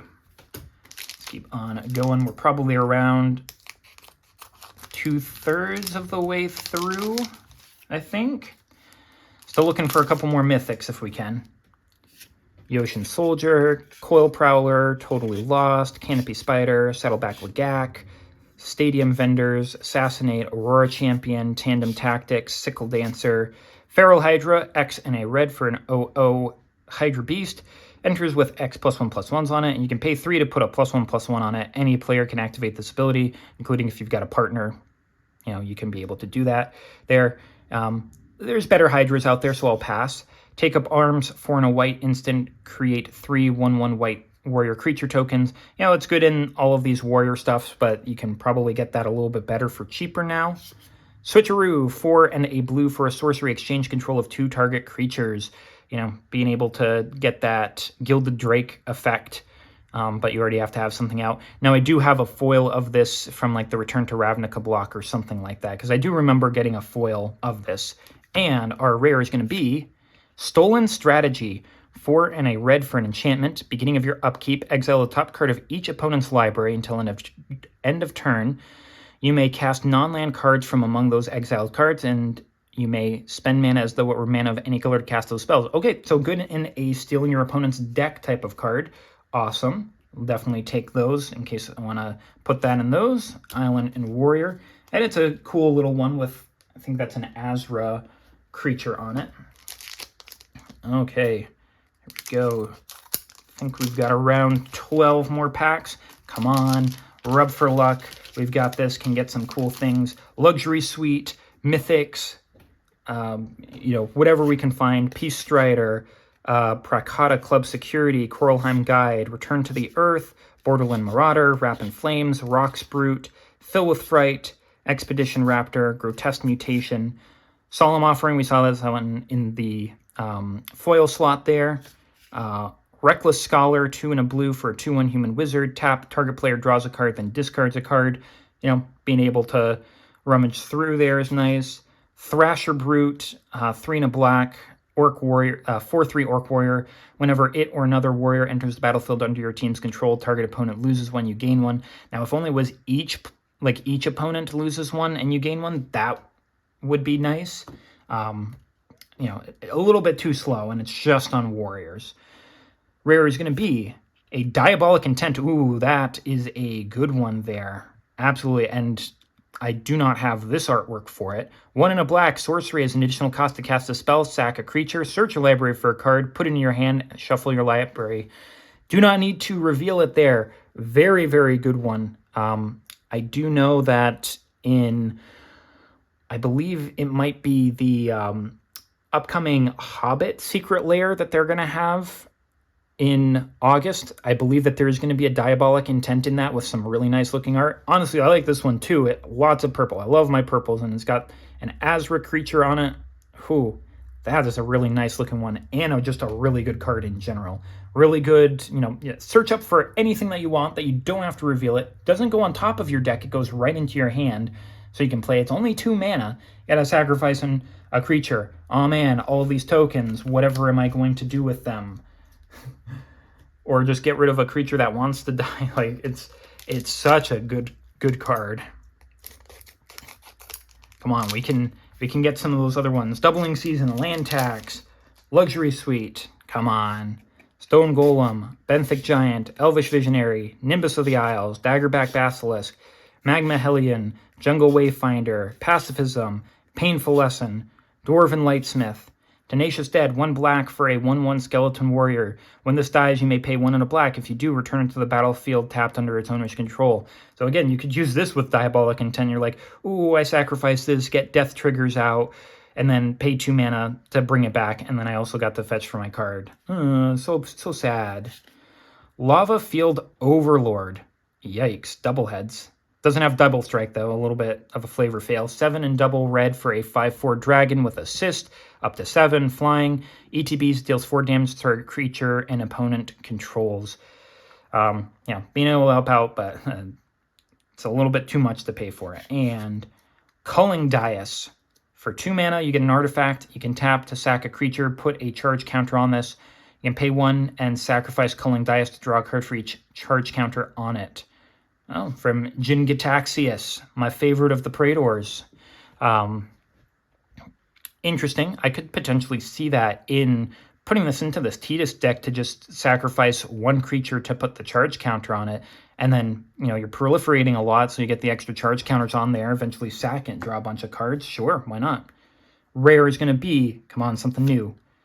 Oh, another mythic. I don't know how good this mythic is. 2 and a blue for an 0/3 human wizard with 2 and a blue tap. Target player draws a card, then exiles the card from their hand. If a creature card is exiled this way, that player creates a token that's a copy of that card. When this leaves the battlefield, exile all tokens created with it at the beginning of the next end step. Okay, drawing a card, making a token of something that could potentially be really good there. I think this is about middling. You could get something that's really big out there for cheap, potentially. For essentially 3 mana, you draw a card and you get a really good thing. But I don't exactly know where it stands. I think it'll be all right. Plains and Warrior. So that is 3. If we could get 1 more Mythic, that would be good. But there are a couple of Mythics in here that I'd really like that we have not gotten yet. So if we could get those, it'd be cool. Mirror, Kraken Hatchling, Expediate, Giant Growth, Omen Speaker, Sky Shroud Clan. Yes, we got another one there. Perfect, perfect, perfect. I was hoping that we would. Pathmaker, Initiate, Lightwalker, Hand of Silumgar, Liturgy and of Blood, Raptor Companion, Oracle's Insight, 3 and a blue, enchantment aura, enchant creature. It has tap, scry 1, then draw a card. A lot of mana to be able to do that enchantment. I like the scrying. Maybe do this in a Huang Shi Tong deck because, being able to do the scry and then you get to cast the thing for free and then you get to draw a card afterward could be nice. Goldforge Sentinel, 6 mana for a 4/4 artifact creature chimera with flying. Again, just generic one that it's like, hey,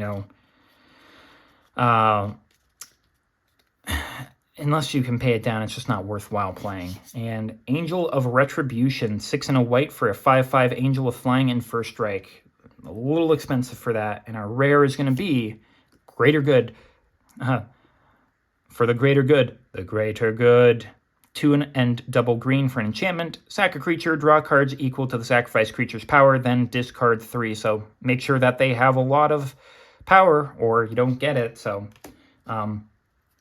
it'd be great if you could stop the discarding effect there if possible, but probably not. Okay, last quarter of the packs. 9 left. Really nice one.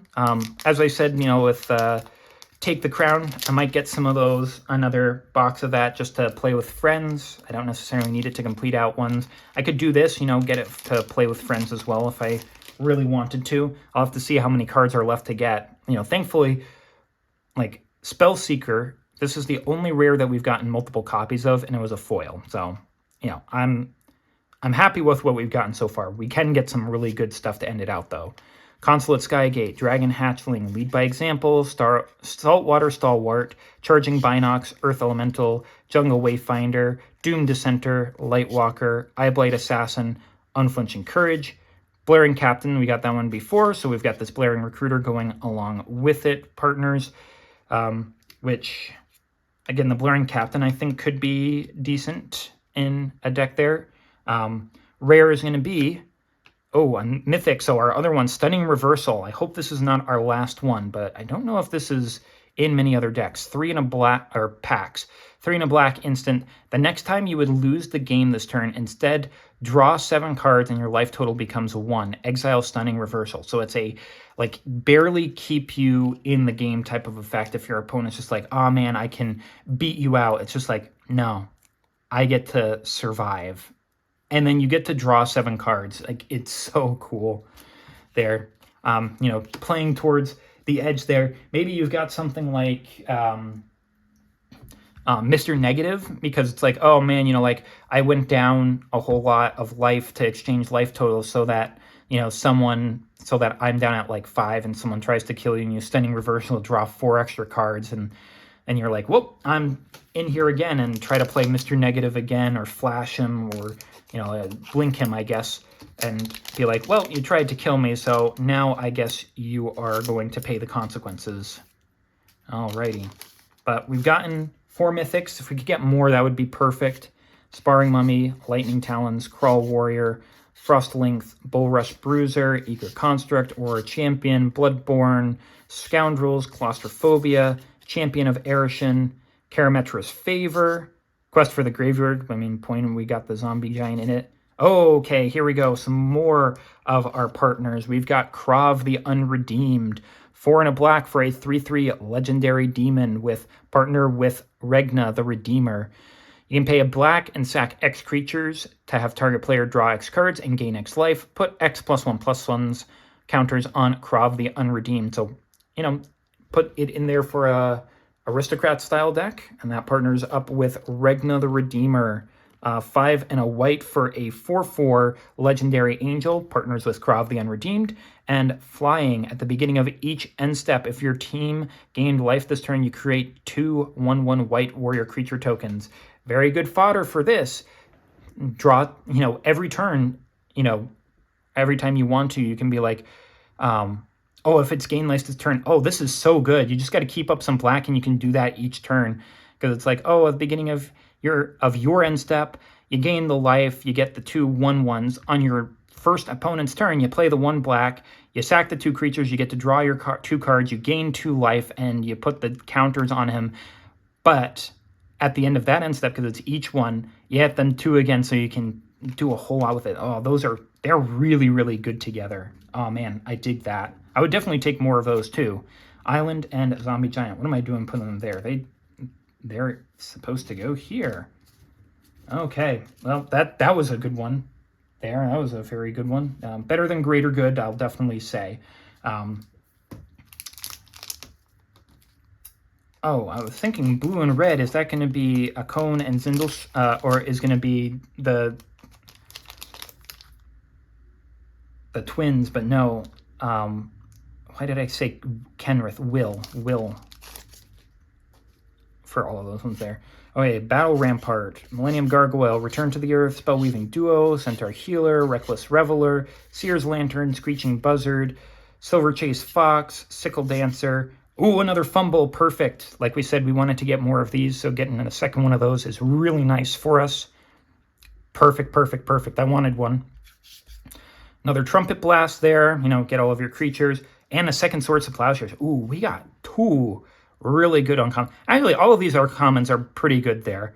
You know, removal effect, pseudo removal effect, and stealing a bunch of your opponent's stuff potentially. You know, good attacking thing. Sure, why not? And our rare is going to be Pier's Whim. Okay, so we got another one of these. Now we got a what was it? I can't remember all the different ones that we got. 3 and a green. I know that we got, we got the black one, the blue one, the red one, and now we got the green one. So I think there's just a white one left. So maybe it's like Regna's thing. But Pier's Whim, 3 and a green for a sorcery. For each player, choose friend or foe. Each friend searches their library for a land, puts on the battlefield tapped, and shuffles their library. Each foe sacks an artifact or enchantment they control. Okay, honestly not that bad. Getting a free land, and it's any land that you want. It enters tapped, but I mean, that's not that bad. And then you get rid of 3 artifacts or enchantments. Sure, why not? Yeah, we'll certainly take that. That's a decent one. Okay, come on. We can do this. We can do this, we can do this, we can do this. We can get some good stuff at the very end here as well. Please, please, please, please, please. Rubbed for luck. Still no tokens there. Benthic Giant, Yotian Soldier, Primal Hunt Beast, Soaring Show-Off, Combo Attack, Stadium Vendors. Come on, we can. If we could get Sky Shroud Claim as much as we got some of these, that'd be great. Sky Streamer, Shambling Ghoul, Tandem Tactics, Veteran Explorer, 1 green for a 1/1 Human Soldier Scout. When this dies, each player may search their library for up to 2 basic lands and put them onto the battlefield. Then each player who searched their library this way shuffles it. Okay, so more of a group hug effect. You know, get it out there, have it pass, get some extra basic lands out there. Sure. Soulblade Renewer, we had this one before, goes along with this Soulblade Corruptor. This one isn't as good. This one is, it's whenever a creature on it attacks one of your opponents with a +1/+1 on it, the creature gains Death Touch, so it's whenever they do that. So basically all +1/+1s gain Death Touch while attacking. And I think we have a foil in this one. First up is the rare with Game Plan. Probably don't have a lot of this one in other ones. 5 and a blue, sorcery assist, up to 5. Each player shuffles their hand and graveyard into their library, then draws 7 cards, exile it. Okay, so being able to do that there. I wish I could do it with the Nekusar, but I doubt my opponents would help pay mana into doing that. And our foil is going to be, 2 foil rares, Sentinel Tower. So, I wish it was something new to try to help out, or if it was one of the lands, that would be great. But, we'll still take it. It's not the most amazing one, but, it's still a foil rare, so that'll be nice. I'm not sure if it's gotten another printing. Who knows? All right, on. Down to the last. I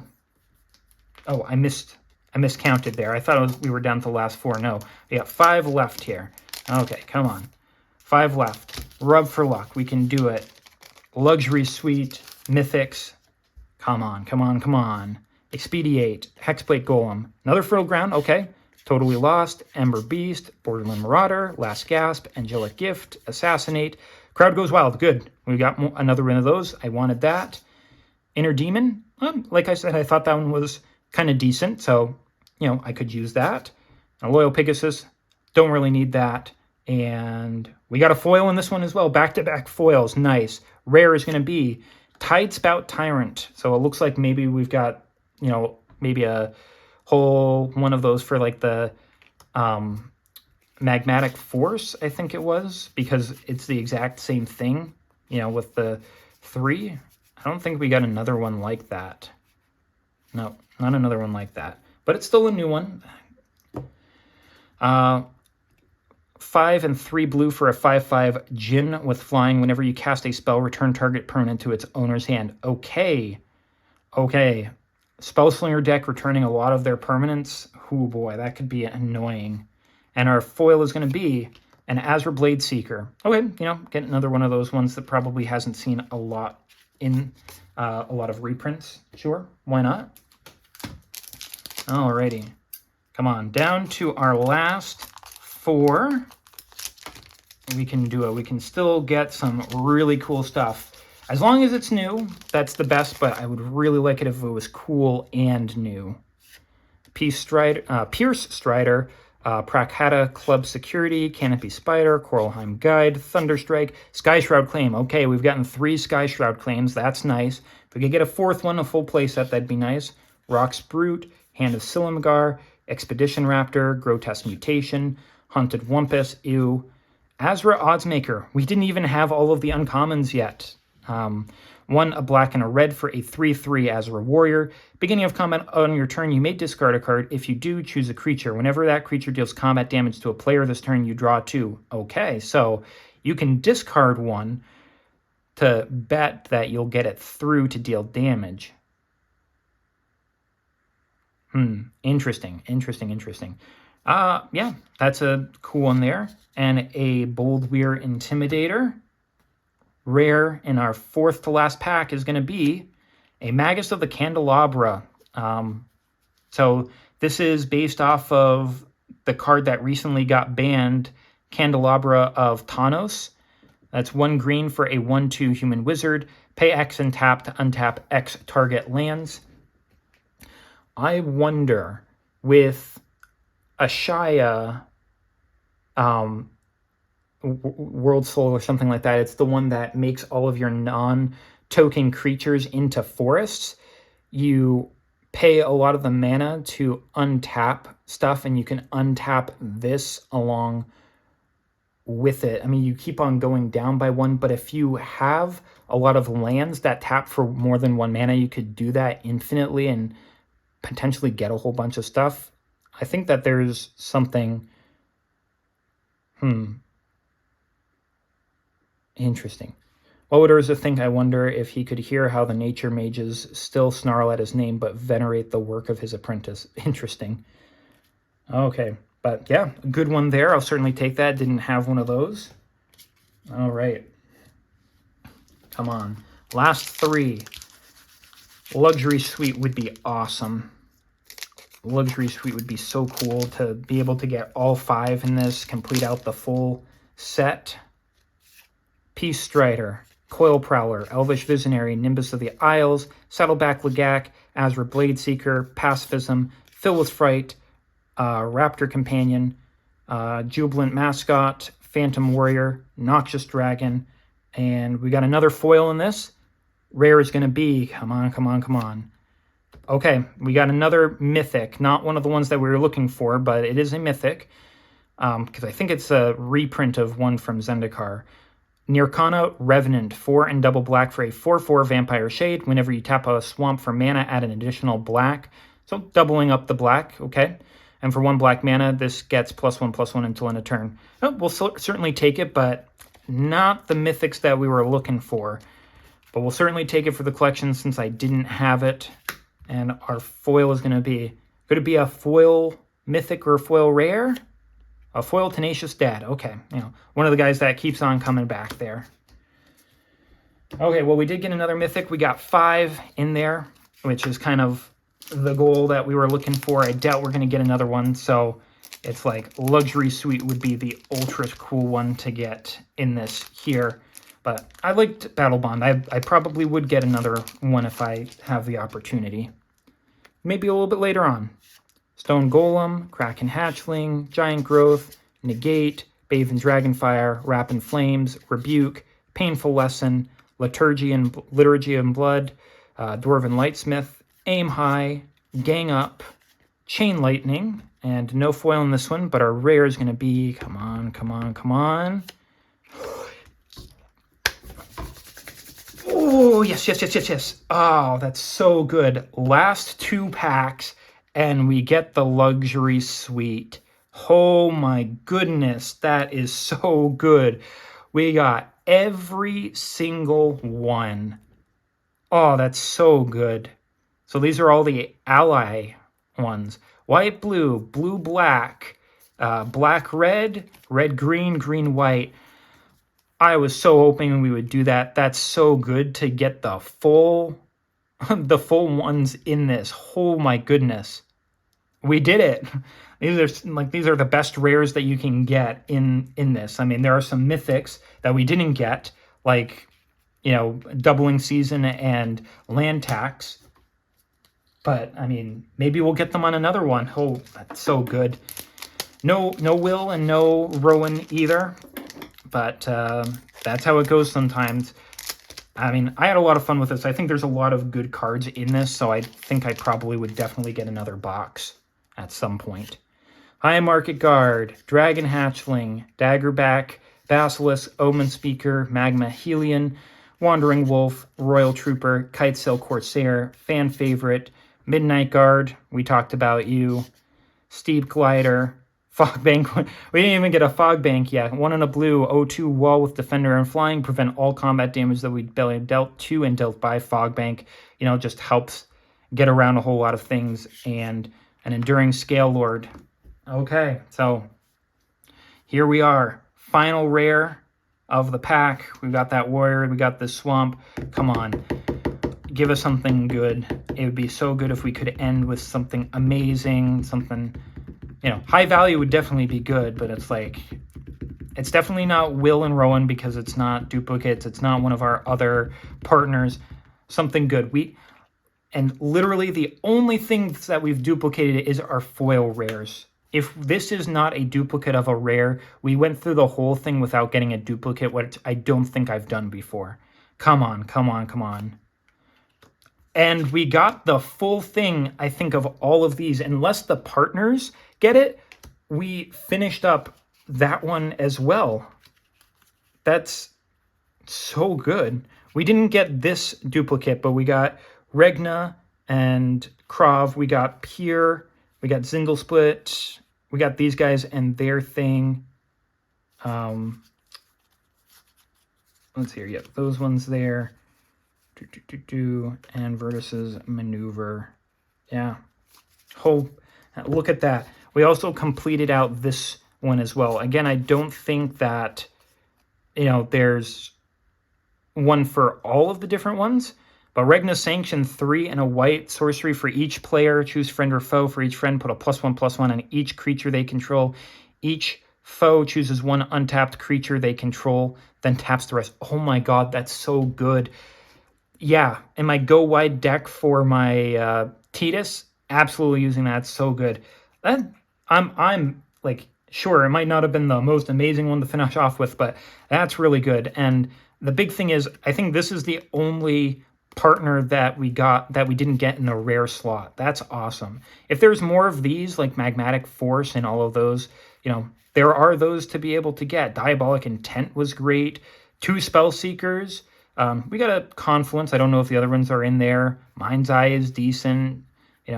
Core Spirit Dancer was nice. Angelic Chorus looked nice for our stuff. But, and we've got our Nigila, Brightling, Arcane Artisan. I don't know what that might be, but Stunning Reversal looks really good. And we've got the Nirkana Revenant. Nigila probably my favorite of the ones because I can use her as my extra turn commander. And we got the full set of all of the lands. Absolutely perfect to end that off with. 3 Sky Shroud Claims. We got some good uncommons as well. Awesome set here. Absolutely thinking that I will get another one of these.